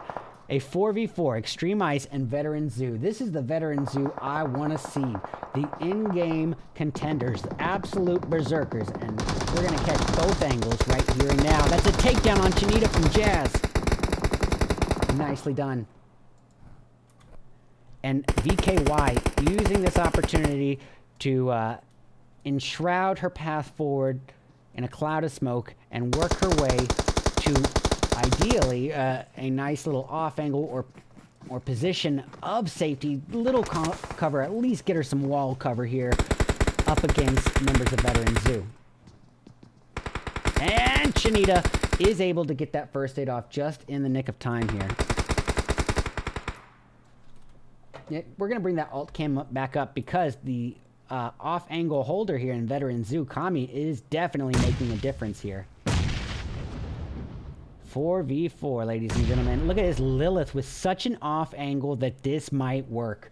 Lilith's off angle could be, and caster cursed right there and then. Not surprising, Extreme Ice, but you know what? Brian is surprised. AGMC and VKY push on in and do retaliate. Jazz with the takedown there and then. VKY carrying forward as this three-piece here. Meanwhile, Veteran Zoo of Team 18 here in a world of hurt, down to Kami and Lilith, who are a little bit spread out. Inara trying to retreat back to the safety of her teammate Kami. Now, if she's able to do so, that would be a huge error on Extreme Ice's end to allow that revive to happen. There is no need for that, especially considering how the numbers are entirely in their favor, and never more so than in a 4v2 scenario. The longer they wait, the more they know that that's going to become a 4v3 and a little closer to a fair fight.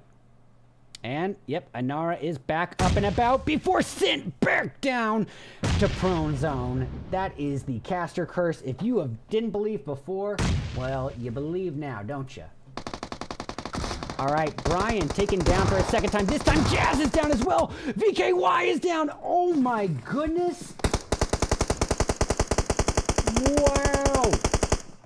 I genuinely thought that was a Veteran Zoo finish there at the end, but it ends up that Extreme Ice is going to come in and clutch, and boy, do they do so in full form. Sorry about that. That was supposed to say game over. Supposed to do it in full form, and they did. Just like that. But ladies and gentlemen, that has got to be game over. Now, before we get too much into it, this is a fault of mine. I did not show the overall standings before this match, so let's go over those for a brief moment. Before we entered round 3 here, after round 2, these were the current standings in terms of overall points, with De Muerte absolutely dominating the playing field by not just a little, literally a 33% lead, actually over a 33% lead. I'm gonna say I'm comfortable saying 34% lead over second place here. That is a lot of chicken on their tongue. They are on a high protein diet. Major Pride coming in second overall so far with 79 before they entered this match. FY in third at 66. I'm not going to focus too much on this graphic now because, as you already know, the circumstances have changed. The round 3 has just happened, and we've got our results in, so that is going to absolutely change up the graphic that we see next and the overall standings. Absolutely. Veteran Zoo, give credit where credit is due. I don't care what you got to say. They did not have a fun day 1. Their day 1 was no bueno. It was like a trip to the DMV times 10, and they came back ready and waiting. It sounds like they studied their driving manual and corrected all, or at least a lot of those errors from day 1. Realized that, hey, we might not be one of the most elimination intensive teams, but we can at least make sure we secure that placement point boost and really help close that gap throughout day 2, and good on them. And on top of that, 4 elims to add to the equation. Ain't nothing wrong with 12 points in one match. FY taking a 3rd place finish and doing so with 3. GOEXIA in 4th with 9 elims between Heroina and Taro. Now, this is the second time I've seen Taro just absolutely clutch it out in 3 matches. In round 1, securing all that extra placement points, I believe taking all the way up to 2nd or 3rd place and securing 4 elims for her team alone. And now with just the assistance of just 1 extra little person of help, you know, Heroina doing some equally impressive work here. 9 elims between 2 players and a 4th place finish. That's placement points along with 9 elims. Good work. Galactics, shooting on into 5th place in the little 5th place constellation with 4 elims. We got Major Pride. A little bit more to be prideful about when you get 5 elims and a 6th place finish. That's placement. That's elims. That's not bad. We got XNINE grabbing 7th place with only 3, but all 3 did come from Poly. That's a heavy backpack. De Muerte, a little bit of trouble in the wind here. An 8th place finish, barely getting those placement points, but as we saw to be the case, De Muerte can do whatever De Muerte wants right now, and literally not even a little nervous. There's no hair standing up. These ladies are drinking Mai Tais and coasting right now. Even with this 8th place finish, they got placement points and 6 elimination points to add on to it. It's, you know, honestly, to close the gap to De Muerte is going to take, it's going to take a miracle. All right. Darkside Knights, 9th place, 1 kill. Not going to say who to, but Tres Ranchos in 10th with 1 elim from Riza. We got members of FK in 11th as a 3-piece, but boy, you know, not quite the 3-piece that we saw on De Muerte. This is an FK that was certainly a bit more hesitant to engage, and because of that, there is 0 points gained for them for round 3. We got the Witchers. No one's tossing coins to the Witchers. No one's tossing elims to the Witchers. 12th place, 0. There is no Valley of Plenty. If you guys are not getting these corny jokes, you need to watch The Witcher. Silently, very silently, edging on back down to the bottom of the totem pole here in 13th and last place with only 2 elims. But those are all the different landscapes and map diversities that we're going to get through. But now it's time to circle it right on back and take things right on back to destruction in the desert. And this is the opportunity for our participants to correct the errors of round 2. What didn't work in your first Miramar can be corrected here and now. Well, ladies and gentlemen, only a few short moments separate us from round 4, so I do hope to see you there. We'll be back in just a few short moments with the PUBG Mobile Ivy League Phase 1, Group 1, I guess Group A, Day 2 qualifiers in just a few short moments. Stick around, be back soon.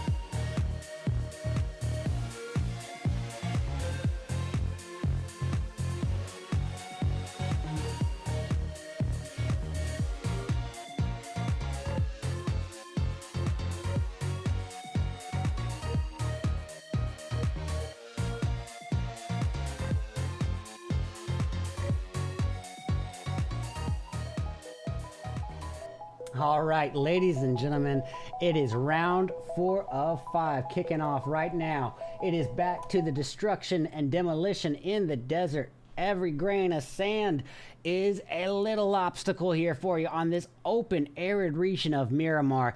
And ladies and gentlemen, our participants are blessed for, honestly, probably I'd say the second time tonight. I don't want to say that they've had very great flight paths, but this one can be, rest assured, one of the better ones you're going to get on Miramar. As you noticed in round 2, I noted that this path was pretty ideal here, this lower quadrant path, but nothing wrong with going directly vertically up the center of the map at all.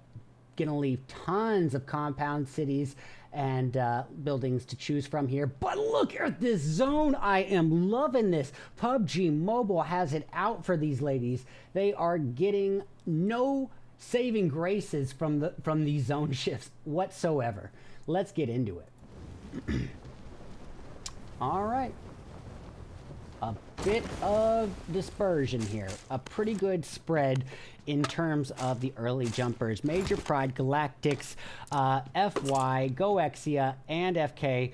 And with the exception of FK and Galactics, there's really not much proximity between those teams. However, northbound, we can see a little potential confrontation brewing if they do land alongside each other between Veteran Zoo and the opposition of Tres Ranchos. Now, I'm going to go ahead and take myself off the screen. What is going on here? That was weird. All right. Sorry about it. We're going to go back to what we were speaking of here, if it amounts to anything, and not to be the case. And as I mentioned in round 2, that is par for the course. You know, just the nature of PUBG Mobile. When you're dealing with large maps, you are going to have some downtime. And this Ivy League event, large maps are 4 out of the 5 that we're working with today.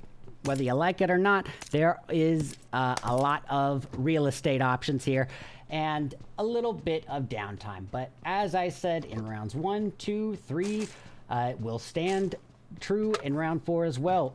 No passive early game is gonna, you know, mean a passive mid game, maybe, but never a passive end game. If we are left with a lot of downtime in the first half of this match, you are guaranteed a bloodbath come the second half. All right, and I think I'm just gonna hang out here on the main. Well, actually, I take that back. Gonna go check out Tres Ranchos just in case anything. Well, I was gonna say anything happens between them and their northbound threat in Veteran Zoo, but that is just not gonna happen.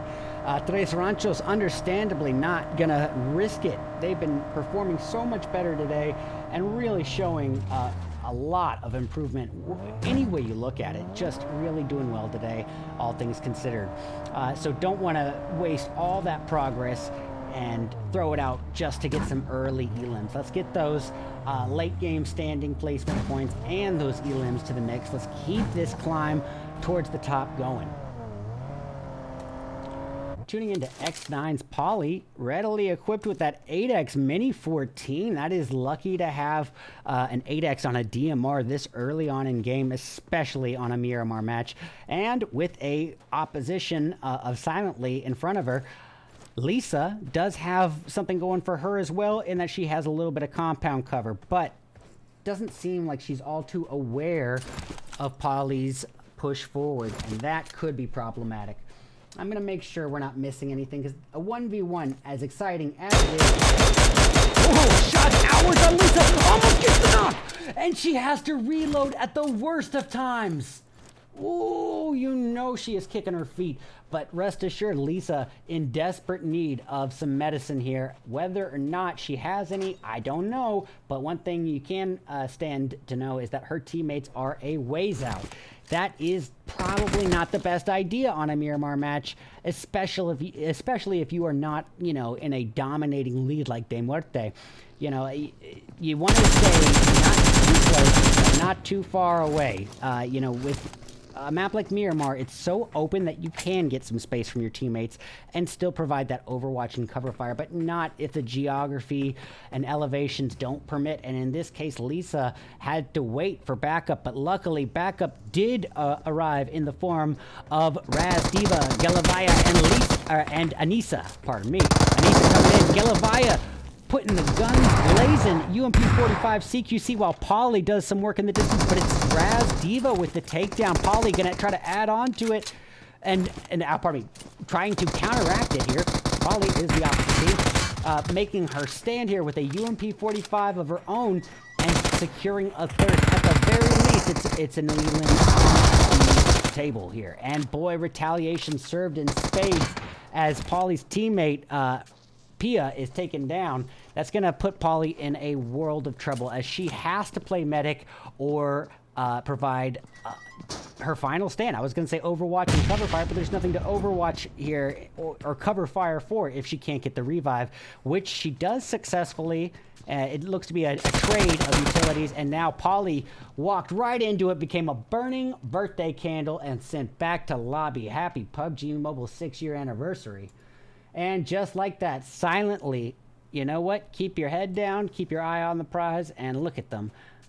3 people going to move forward with 4 elims on the board, and that is a dub in the basket in context. You know, I think take the wins as they come. You know, 4 elims and only losing 1 member in the process. That seems like a pretty reasonable trade, even at an early game positioning. Well, Veteran Zoo and Tres Ranchos would be the closest altercation. I'm a little hesitant to tune in just because, as we know to be the nature of Miramar, as my commentating mentor would often say, imagine it like a rear view mirror on the interstate. Objects may appear closer than they actually are, and I think that is probably going to be the case here in this standoff between Veteran Zoo and Tres Ranchos. But let's just find out in context to be sure. Yes, plenty of space between them, despite what that map shows. And that's just due to the sheer abundant size of Miramar. Well, Anara trying to use that little hilltop crescent, pull a flank rotation, maybe get another line of sight on Tres Ranchos. All the while, Papa falling back to Riza, and understandable why. Riza just got an elim of her own, getting some oh, pardon me, no elims. I'm not sure what that was. She must have just found a loot crate there. I stand corrected, mark the date and time, my first mistake ever. All right, well, Darkside Knights up against none other than Extreme Ice. I don't think Extreme Ice is aware of the opposition's positioning, though. Yeah, it doesn't seem to be the case, and not a single bullet has been fired out. Now, here we go. Brian trying to drive through a thunderstorm of bullets, crashing on the Porsche, but not doing too much damage. She's going to escape the clutches of them, but out of the frying pan into the fire could never be a more appropriate metaphor as she gets uncomfortably close to the opposition in SOFOKE. And yes, here comes the onslaught of bullets onto Brian. Now she is driving a ticking time bomb, and in the shape of a Porsche, but she herself also taking bodily damage and brought down to about let's say little over 75% health, maybe. Nope, 75% health exactly. I stand corrected. I'm curious. We're getting a little bit of congestion here towards the center. I guess we could say the center equinox of Miramar here between Major Pride, Extreme Ice, and I guess you could say SOFOKE, and a little further along Galactics and GOEXIA also holding a mid-range. But just so much sheer space separating these teams that I do think that it's going to be a little bit more patience going to need to be exerted from us, the viewer, and the participants here. We could have a little bit of downtime, and as I say that, it looks like silently, I said silently, maybe getting closer two members of Veteran Zoo as we speak. Yeah, we see Anissa driving right up into it. Razdiva as well getting closer to the altercation while Galavaya provides some cover fire and gets the knock on Kami right there and then. Buried in the desert to become a mummy, and that is that, silently doing the work silently and humbly and keeping their eye on the prize here. Now remember, ladies and gentlemen, just because a team does not move on straight to finals at the conclusion of today does not mean that they are out of the running. Some of these teams are going to move forward to phase 2, and the bottom placing 8 teams will face off against the bottom placing 8 teams of Group B. After tomorrow, we'll know the final determination for Group B, and the bottom 8 of each of these groups will be facing off all the way towards the phase 3 if they want to make it at all to the finals. Galavaya with some last-minute M4 shots. I don't really know what good that could have done other than giving up a location unless an insta-knock was secured, and that would be a pretty difficult one. But in the heat of the moment, you know, when the bullets are flying, it's tough to especially when you don't have the information that neither viewer have. Galavaya dishing out a lot of damage, but swallowing a lot in retaliation, and gonna have to reposition herself utilizing this dune buggy here. A lot of people hate on the dune buggy, especially on Miramar, but honestly, navigating these hills and divots, there is not a faster way to rotate through this map than with dune. But boy, does it come with a trade, as we all know. I mean, that lack of a rooftop, if you've got someone on the back of it riding with you to provide that cover fire, well, they could be taken out easy as pie. Okay, well, here we go. Major Pride gonna face off here and now against Galactics. I think we're gonna get eyes on Galactics here on the alt cam. Yep. Ari holding position with a UMP-45. It looks like they've already lost one teammate. Yep, Jay is down. Bazumi trying to assist his teammates, but meanwhile, whoop, it's Sonder in the CQC battle against Galactic's Allen, and he does come out victorious with that UMP-45. Now, wasting no time, cooking up some nades, gonna try to make it rain. A little hellfire, but was not expecting the peak, and he still is able to do it. His teammate, Bazumi, with the clutch takedown, really saving Sonder. Oh my goodness, that is quality teamwork, but unfortunately it's down to Sonder and Arctica now. Arctica making her final stand until Sonder can come to some assisting, and Arctica, she does it! She squad wipes just like that, and no time to celebrate. Out of the frying pan into the fire, and here comes the third party, Wolves.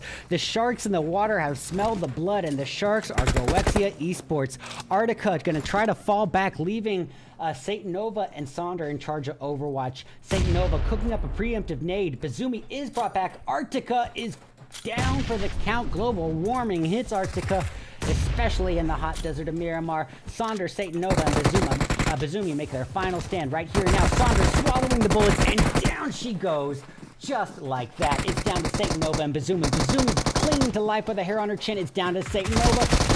Well, the devil made her do it, and boy, oh boy, the devil sent right back to hell right then and there. Back to lobby for them, and GOEXIA in full form, keeping their eye on the prize as well, with 4 elims are going to carry forward as a full 4-piece. And it looks like Tres Ranchos in the distance, having at it with Extreme Ice. Finally, the fight that has been cooking up and building up slowly, now finally happening. Let's get multiple angles on this altercation.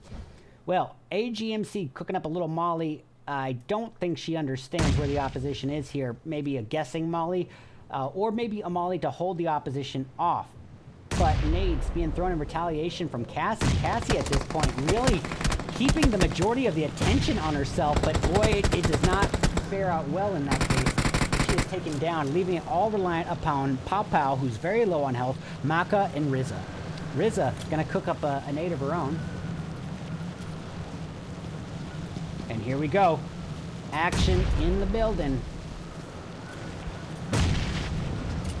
One final stand here. This is not a situation where she is outnumbered, outwomaned, or outgunned. This is I'm pretty sure a fair fight. Yes, a 3v3.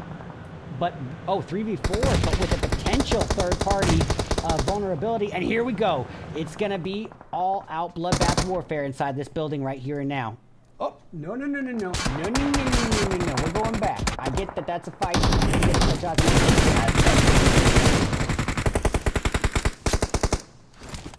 Both sides of the altercation right now. Maka, the final hope of this right now.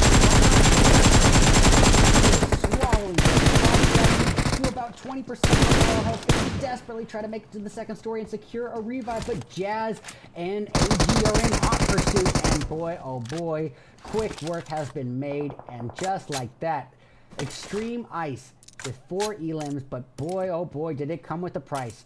Reduced down to half their starting lineup. We're already hearing shots off in the distance, and it's from none other than Darkside Knights. And boy, do they need the elims as they put the work in on Veteran Zoo.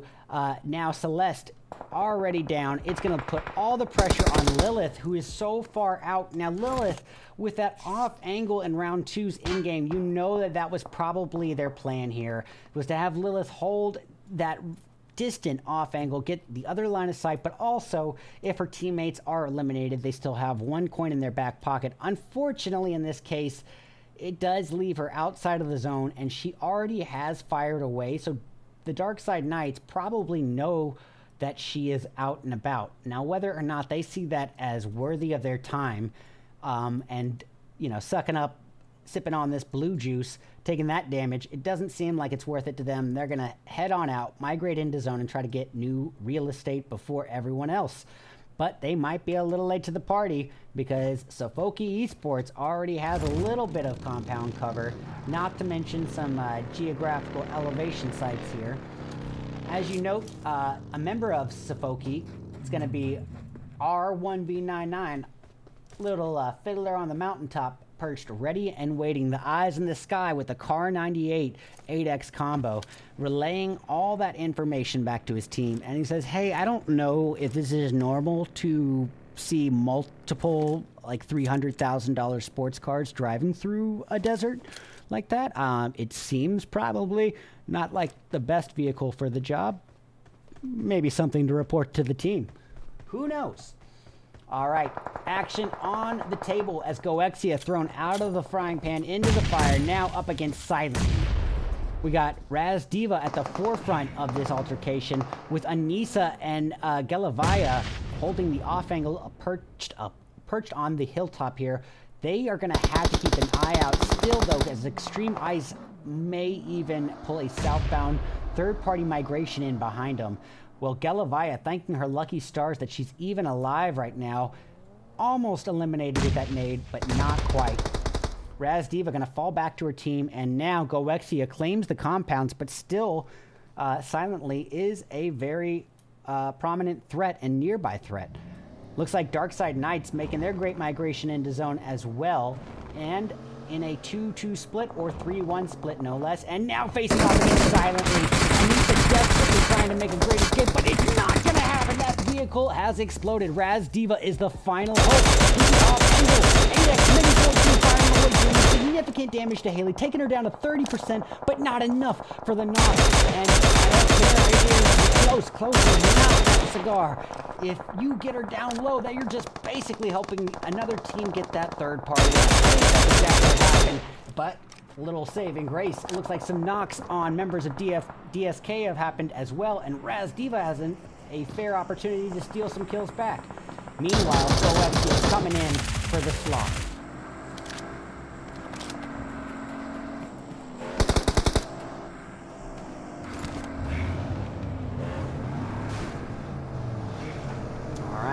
Here we go, ladies and gentlemen. 16 teams remain dispersed across 16 people remain dispersed across 6 teams here. What are words today?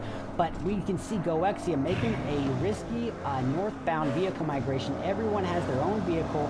Comes with some advantages, some disadvantages. Either way, the zone is a more inland zone. At least it's got some surface area to choose from. And GOEXIA, not going to waste time. It's going to be them up against the 3-piece of SOFOKE, very likely, if they continue. it looks like they are. Taro with a little bit of distance in her favor here and does get a takedown on Mia of SOFOKE. That's going to leave it riding on Nico, Robin, and Reyna. But that is going to be a tough one. If Robin is in charge of medic duty, that means Reyna has got to basically handle the overwatch and cover fire on her own. That's a lot of pressure on one person's shoulders when you have a 4 GOEXIA opponents just in front of you.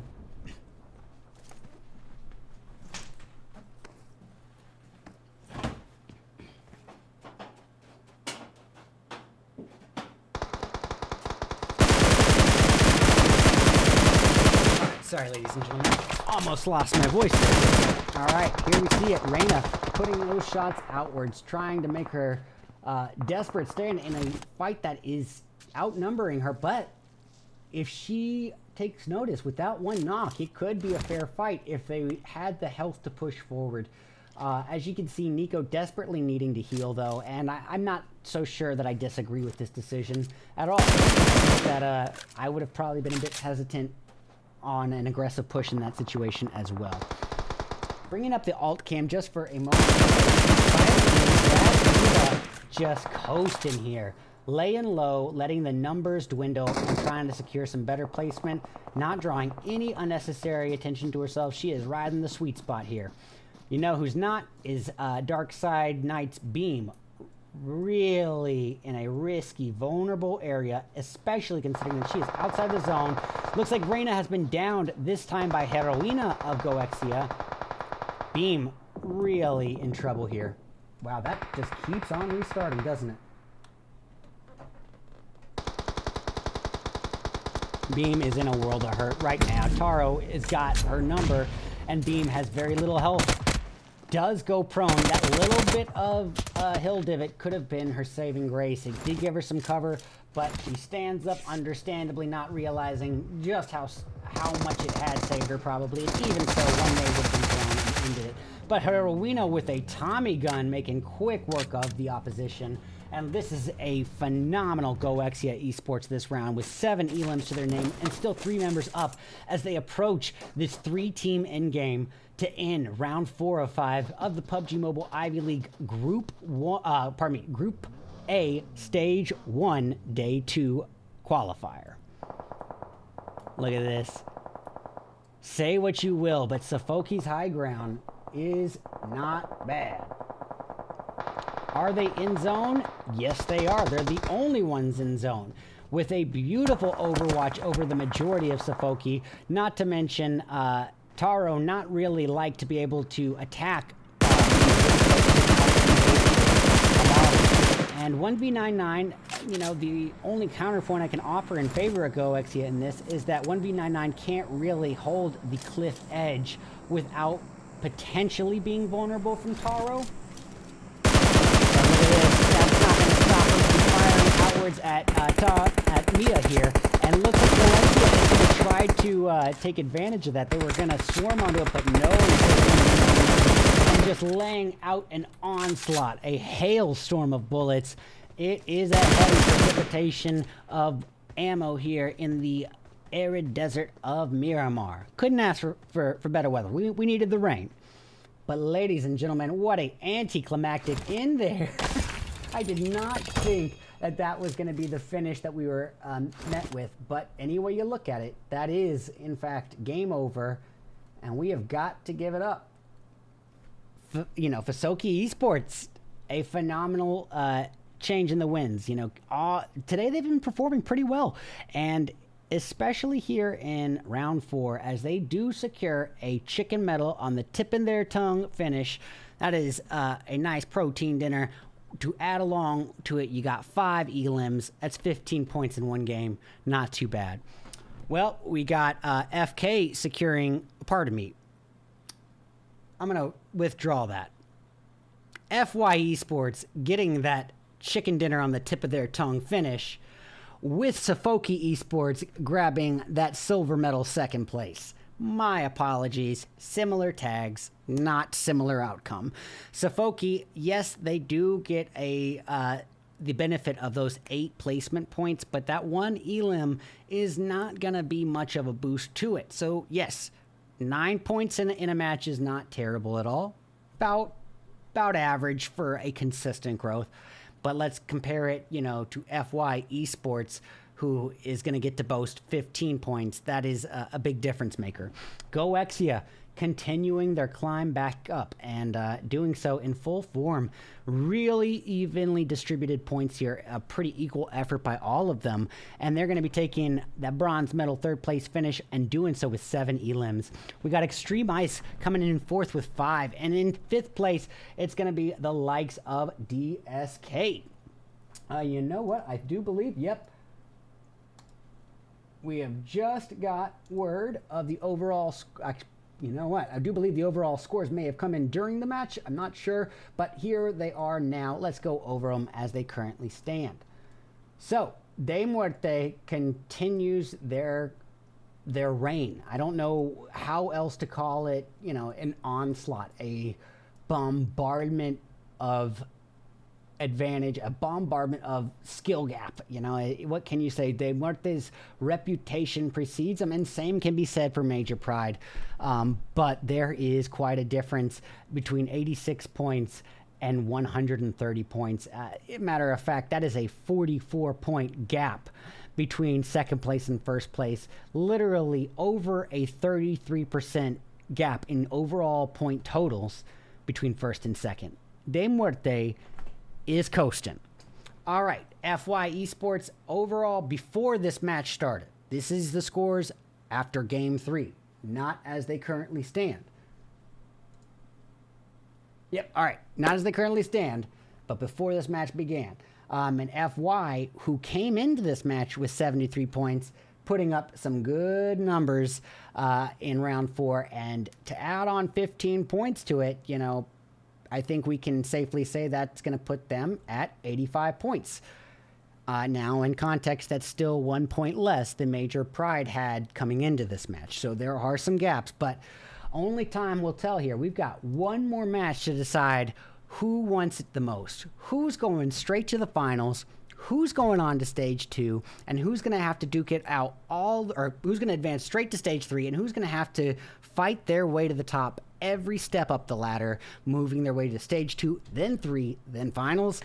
Well, only one match left to determine, and we're going to circle back to where it all began, ladies and gentlemen. You know where I'm talking about. The very first map ever introduced to this game, as we conclude things for our 5th and final match on Erangel for the PUBG Mobile Ivy League's Group A Day 2 qualifiers. Be back in just a few short moments. Stick around. Be back soon.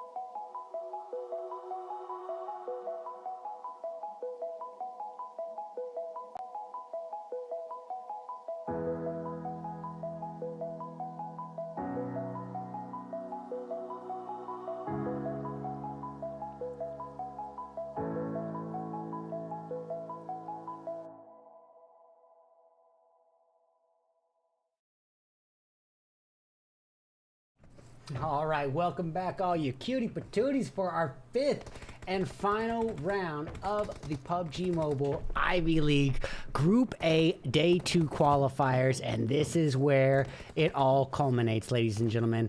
All that these teams have worked towards over 2 absolutely gruesome days of battle. It's all gonna amount to what happens here in this final match. If you are close to advancing straight to the finals, this is where your last chance to make your final big moves are. So I expect to see an elevated level of confrontation, at least towards the early mid-range, or a absolutely action-packed end game. But this is our participants' second time around for the day on Erangel. What are words again? And while that is, kind of obvious, it is important because they've already had one go of it today in round 1, but that was not only their first round of Miramar or Erangel for the day, but it was also their first match of the day in general. So it was a warm-up match to begin with. This is where they get to go back, circle back around into where it all began, and this time, ideally, correct the errors that they made in round 1. And as you can see, this flight path not too inopportune, not too great, not too bad. I'd say it's about a 50-50. It's going to leave plenty of drop options. I mean, you got your Georgia Pole North and South, Yasnaya, Stalberg, Kameshki. You got, Pachinki even. Plenty of drop spots, cities, compounds, and buildings to choose from. Might be a 50-50 early game. But already, if we zoom in a little bit more, we can see Major Pride and the Tres Ranchos potentially going to contest it out for early game real estate yet again. These two teams have definitely been clashing with each other. And oh boy, Sonder really not in a great position with no ammo, no armor, and up against a dual-gunned Pow of Tres Ranchos.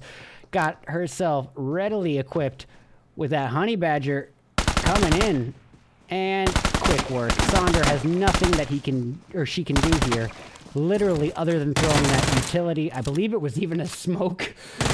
So, yeah, that's easy work. Sorry about the camera, ladies and gentlemen.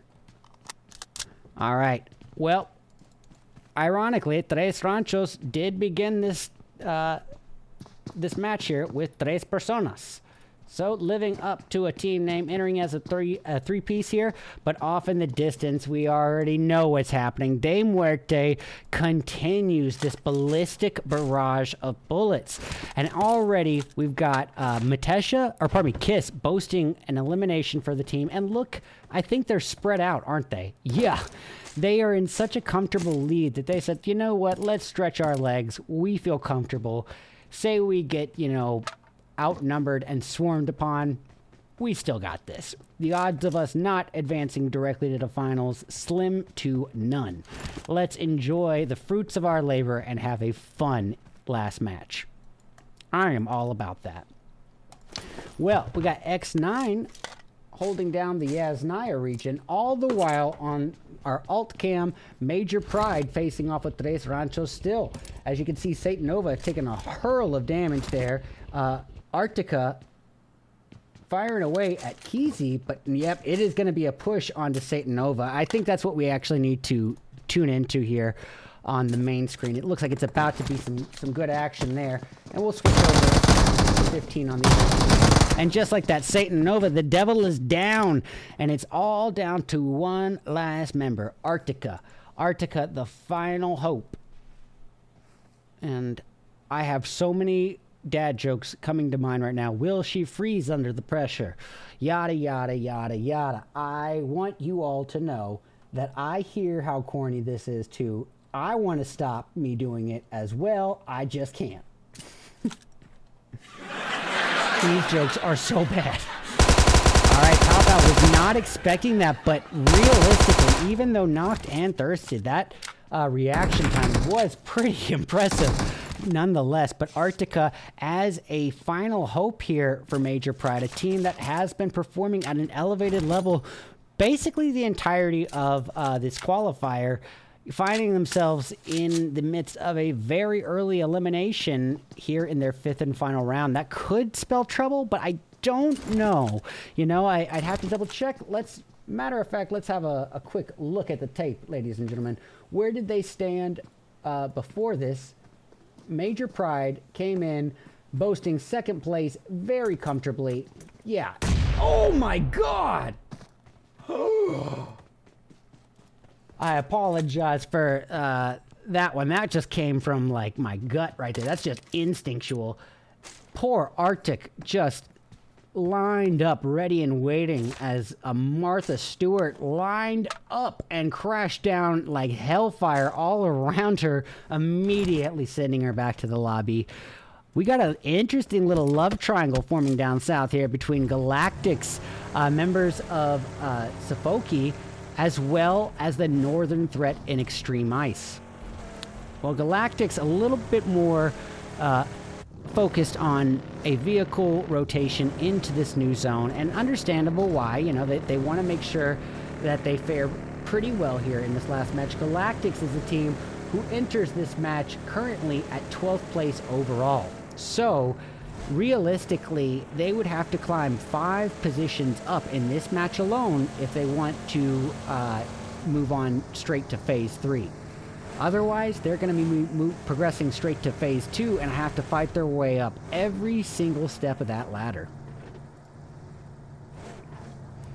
All right, we've got members of XNINE here, pretty close to members of Veteran Zoo in the Yasnaya Pollyanna region. So, we are going to get both angles of this just for now.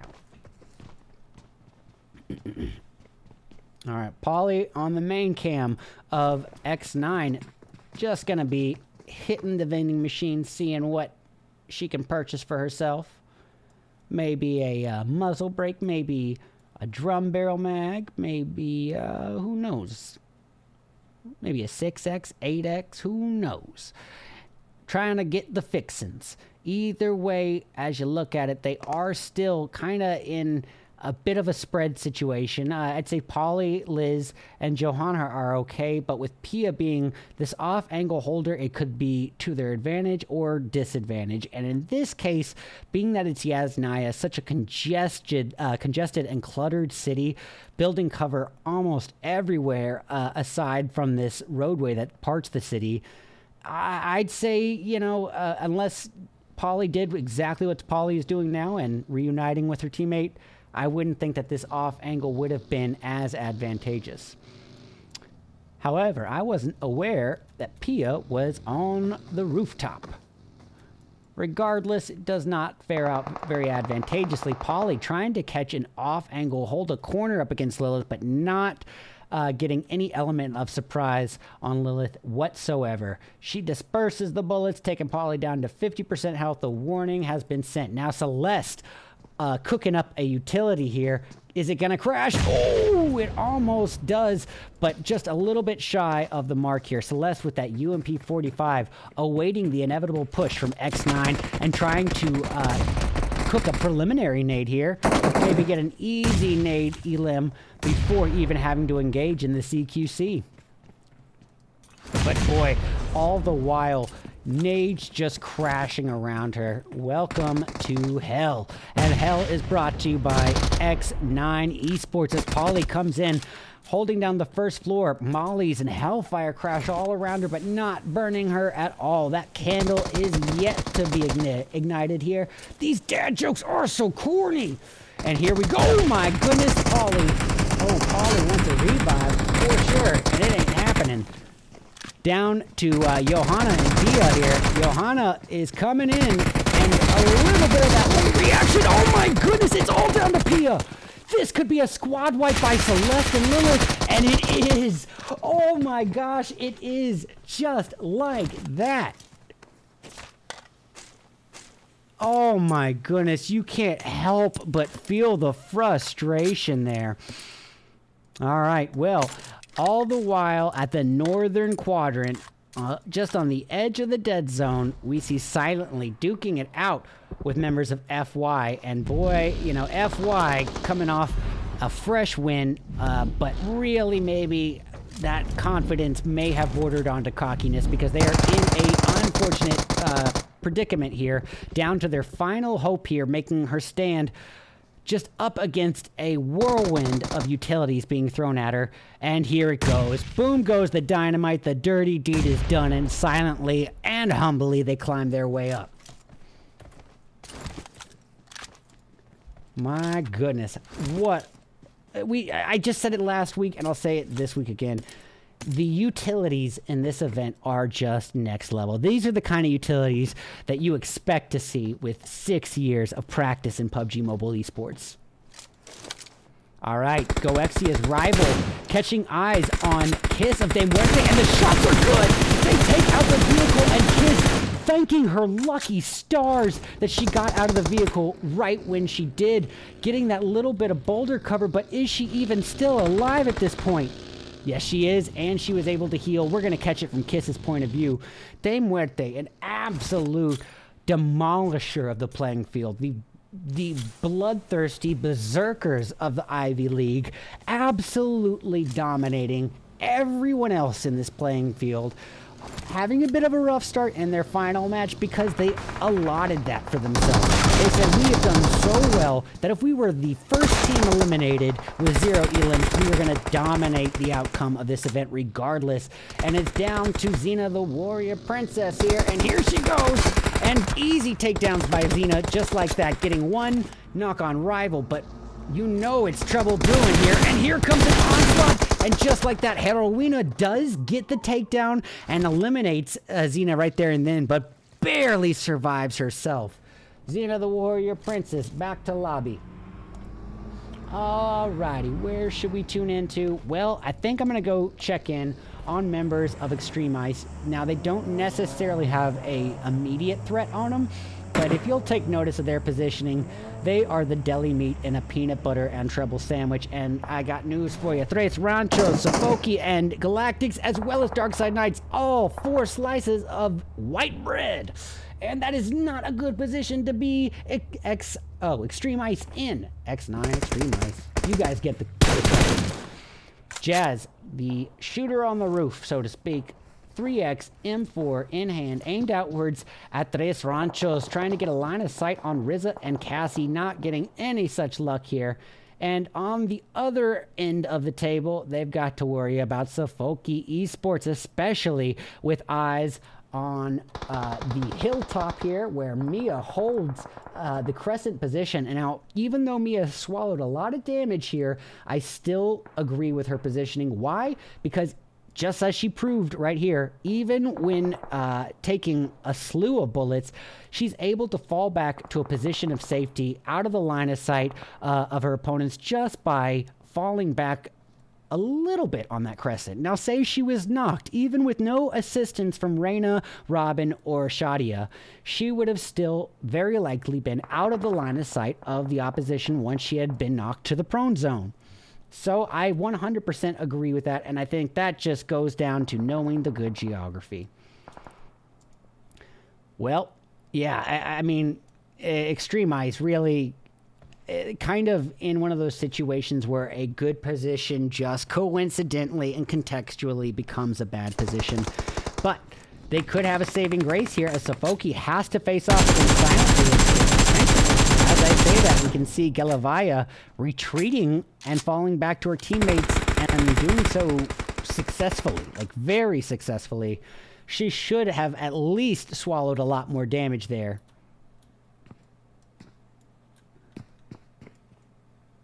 That was definitely an error on the end of SOFOKE. But hey, you know, that's with our Observer 2020 hindsight. Remember, our participants don't have such a luxury. And you have to add the pressure factor to the equation. This is the final match of day 2. It all boils down to this. So everything that they've worked for the past 2 weeks, essentially, it comes down here. Robin, Reyna, and Shadia all holding one singular building, one singular story on the building. Mia coming to reunite with the team and maybe even find herself a scouting position, an off angle to hold, and maybe relay information that her 3 teammates might not be able to catch eyes on, such as maybe Extreme Ice's VKY driving right up the middle of open real estate, very vulnerable push forward. And if that information had been relayed, it could have spelled trouble for VKY. All things considered, she pans out a little bit lucky.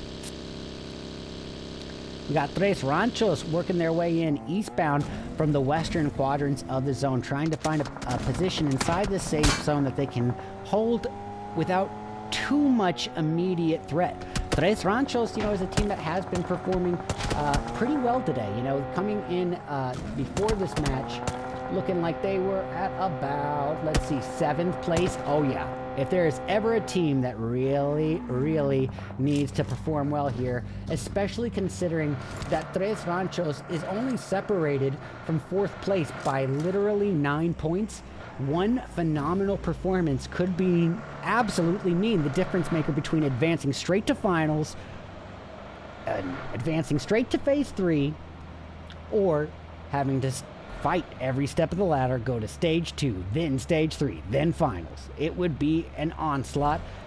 You know, all they have to do is play this match very smart, very tactically, and they can't be afraid of a fight at the same time. When the moment arises, no panic, no hesitation, be ready to pounce.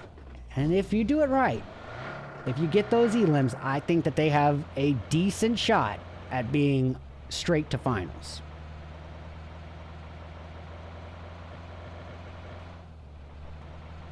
As I say that, I am going to double check one last thing about that, because now I mention it, I'm starting to wonder if I'm misremembering here. So let me just check, because this is a bit more of an unfamiliar format to me thus far, but I gotta say I like it. I mean, it seems pretty well structured and well thought out. It kind of alleviates a lot of that first round pressure, so to speak, and gives a lot more forgiveness in the early stages of the game. So yeah, literally, of these teams, I do have to say I stand corrected here, because it's not gonna be a very like that Tres Ranchos progresses straight on to finals. It's only gonna be the top 2 teams. But if they could somehow put Major Pride down and then, you know, put up some absolutely atrociously high number of elims, technically, I guess it could be possible. At this stage, there's only 28 members left on the playing field, spread across 8 teams. Probably not going to happen, but there's nothing wrong with keeping your eye on the prize and not giving any easy elims up. Remember, just because you know where you're advancing to already doesn't mean that your actions won't change the outcome of this event. They could give one slip up to another team and give them the advantage that they need to join straight on to phase 3. You never know.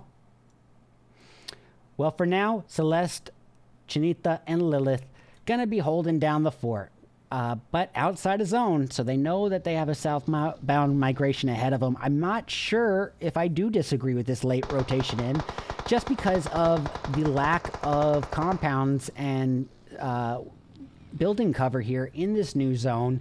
It means that this could turn into somewhat of like a late in-game style of Miramar finish, you know, where it's just open geography, open landscape, and really coming down to the geographical divots and hills, as well as the vehicles and utilities that you have in stock.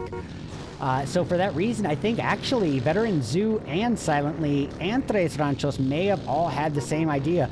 Let these teams have their little showdown in Erangel here, maybe showdown at the mansion, wherever it ends up being, and secure those extra placement points. Remember, it's down to 8 teams, so every team that survives now gets placement points. Chinita is down. Celeste and Lilith try to provide the cover fire. It looks like Lilith has struck a little bit of fear. She takes down Cassie. Now Riza is the final hope for the team, and I'm not sure that Riza made it through that. No, she didn't. Riza has been eliminated at the hands of Celeste right there and then. Look at this, y'all. Veteran Zoo, eye on the prize. They had the worst of day ones and just absolute phenomenal sportsmanship. I would bring in Veteran Zoo over a top performing team that would leave the moment they do bad any day. And Veteran Zoo is a top performing team. They got here by being a top performing team. Make no mistake. All right, Galactics up against Extreme Ice, and with a knock on Brian, one nade, boom, boom, baby. Finish him. Ah, not quite.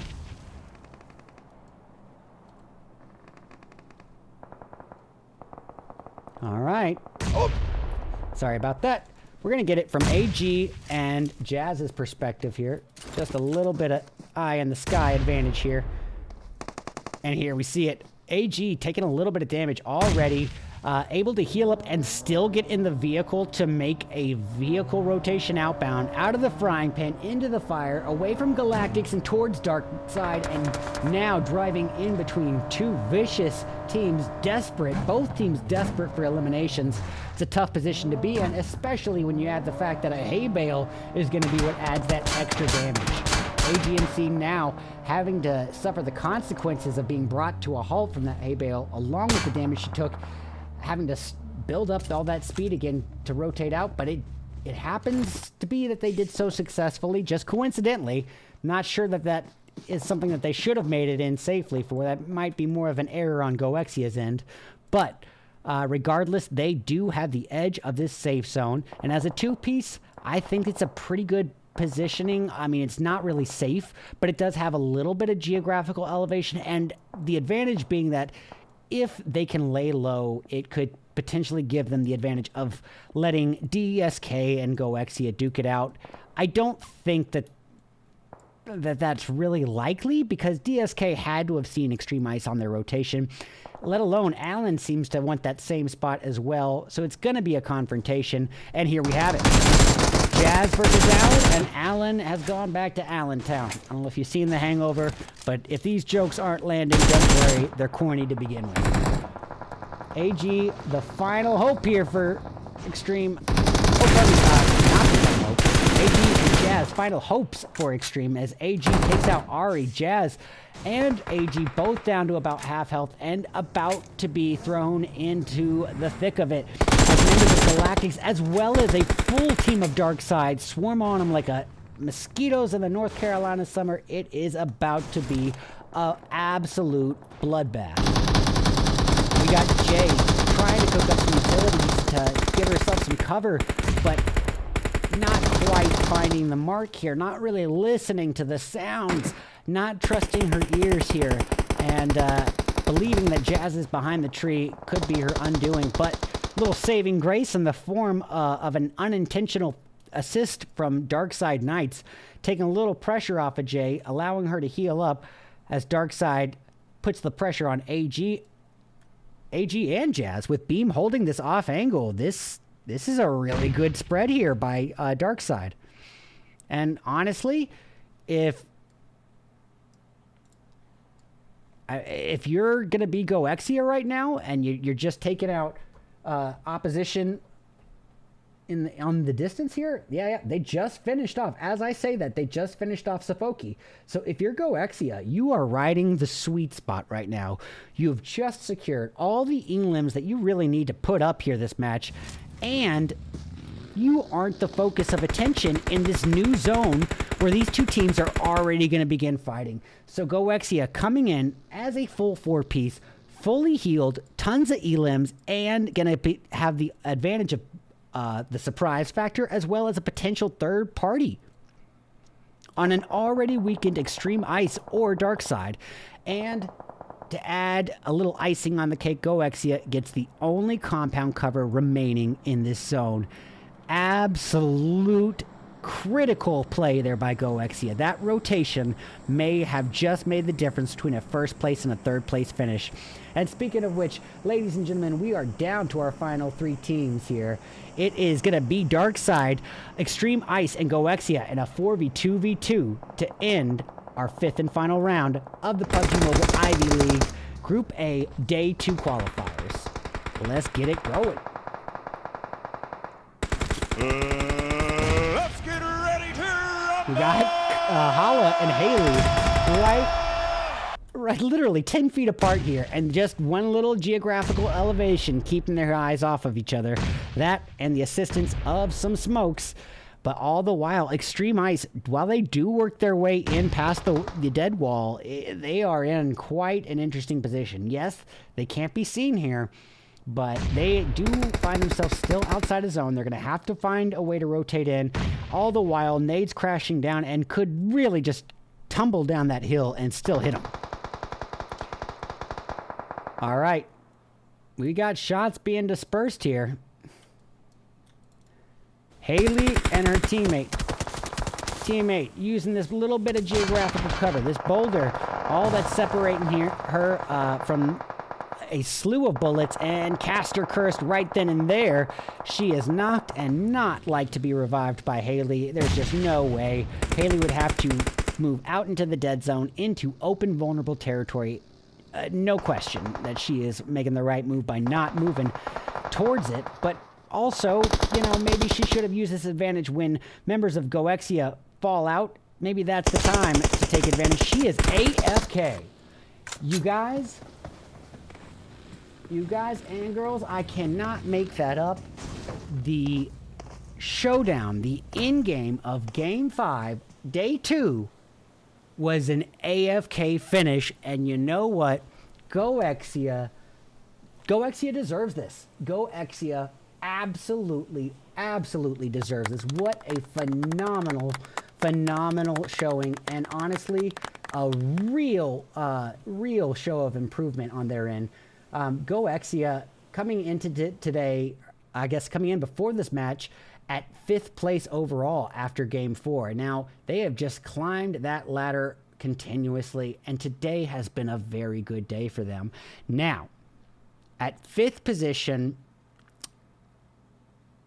with what sort of points we're working with here, so that's going to be 13 points of elims plus 10 points of placement here, right? So that's 23 points to GOEXIA. That's going to put them at 74 points. And unfortunately, the cutoff marker to advance straight to finals, that would end at the 90 mark, assuming Major Pride did no damage in this match. So, no, it's not going to be enough to move straight to finals, but what a showing and what an absolute message that it sends to the entire remainder of the playing field. Hey, we had a bad day. That is all Day 1 was, and we just came here and, you know, if someone whoops you once, maybe it's luck. If someone whoops you consistently, maybe it's something else. And GOEXIA are showing such improvement here and real phenomenal performance. A 23-point 23-point progression in one match alone. Very nice finish. I think that they can come into this next phase with some confidence to their name here. We got Darkside Knights. Hey, give credit where credit is due. Darkside Knights, second place. Ain't nothing wrong with silver. They got 4 elims to add to that. That is going to be 12 points that they add to their name from one match alone. We got members of Extreme Ice coming in third place. They're going to be boasting a, I guess, reasonable 3 elims. Not really much to wag your finger at, not much to brag about. We got Galactics shooting on into fourth place with 2 elims to add. We got SOFOKE. Hey, another good performance on SOFOKE's end. It's not anything overly impressive. I'll give you that. It's not overly impressive, but it's 5th place placement points and 2 elims to add to that after a dub. That's progress. That is for sure undeniable progress. All right, 6th place belongs, I mean, to keep up with the trend, talk about teams that turned the tables. Veteran Zoo. You're not going to find a better sportsman-like team here than Veteran Zoo. I say it time and time again today, and I'm not doing it to roast them. I'm doing it to give them the roses that they deserve. I see it at the pro level time and time again. A top-performing team has a bad day, a bad start to an event, and removes themselves from the equation because there's no shot at, getting the first place prize? Well, this is an event that's structured differently. Being, not advancing straight to finals in phase 1, that doesn't mean that you don't still have a very real shot. Every team that competed today still has a chance to go to finals. And I think for a team like Veteran Zoo that showed this much consistency in their improvement, sky's the limit as they move forward to the next phase. Silently, I mean, again, this is like a give roses to the teams that really deserve, most improved teams here. Silently really showing a lot of it, and especially throughout today, just a lot of in-game performances, a lot of in-game clutches. Ain't nothing wrong with 7th place realistically if you got 4 elims to contribute to the mix as well. Today's Ranchos, that's a 3-piece coming in and getting top performing placements. That's never easy. And, 8th place is the bracket for placement points. It's not many. I think it's 2 placement points to add on to 4 elims. So 6 points this match for Tres Ranchos, 5 or 6 points. De Muerte just, that is coasting on coasting on coasting. The most well-deserved relaxation match in Ivy League history, I hope. Because, wow. What a gap they established. I mean, honestly, before the start of today. Out of curiosity, I do want to see something here. This was day 1. Oop. Yeah, so De Muerte, after... Oh, this was game 2. They already had 123 points there. Oh, man. So literally, if De Muerte, technically, if they had retired after match 2, they'd still advance to finals.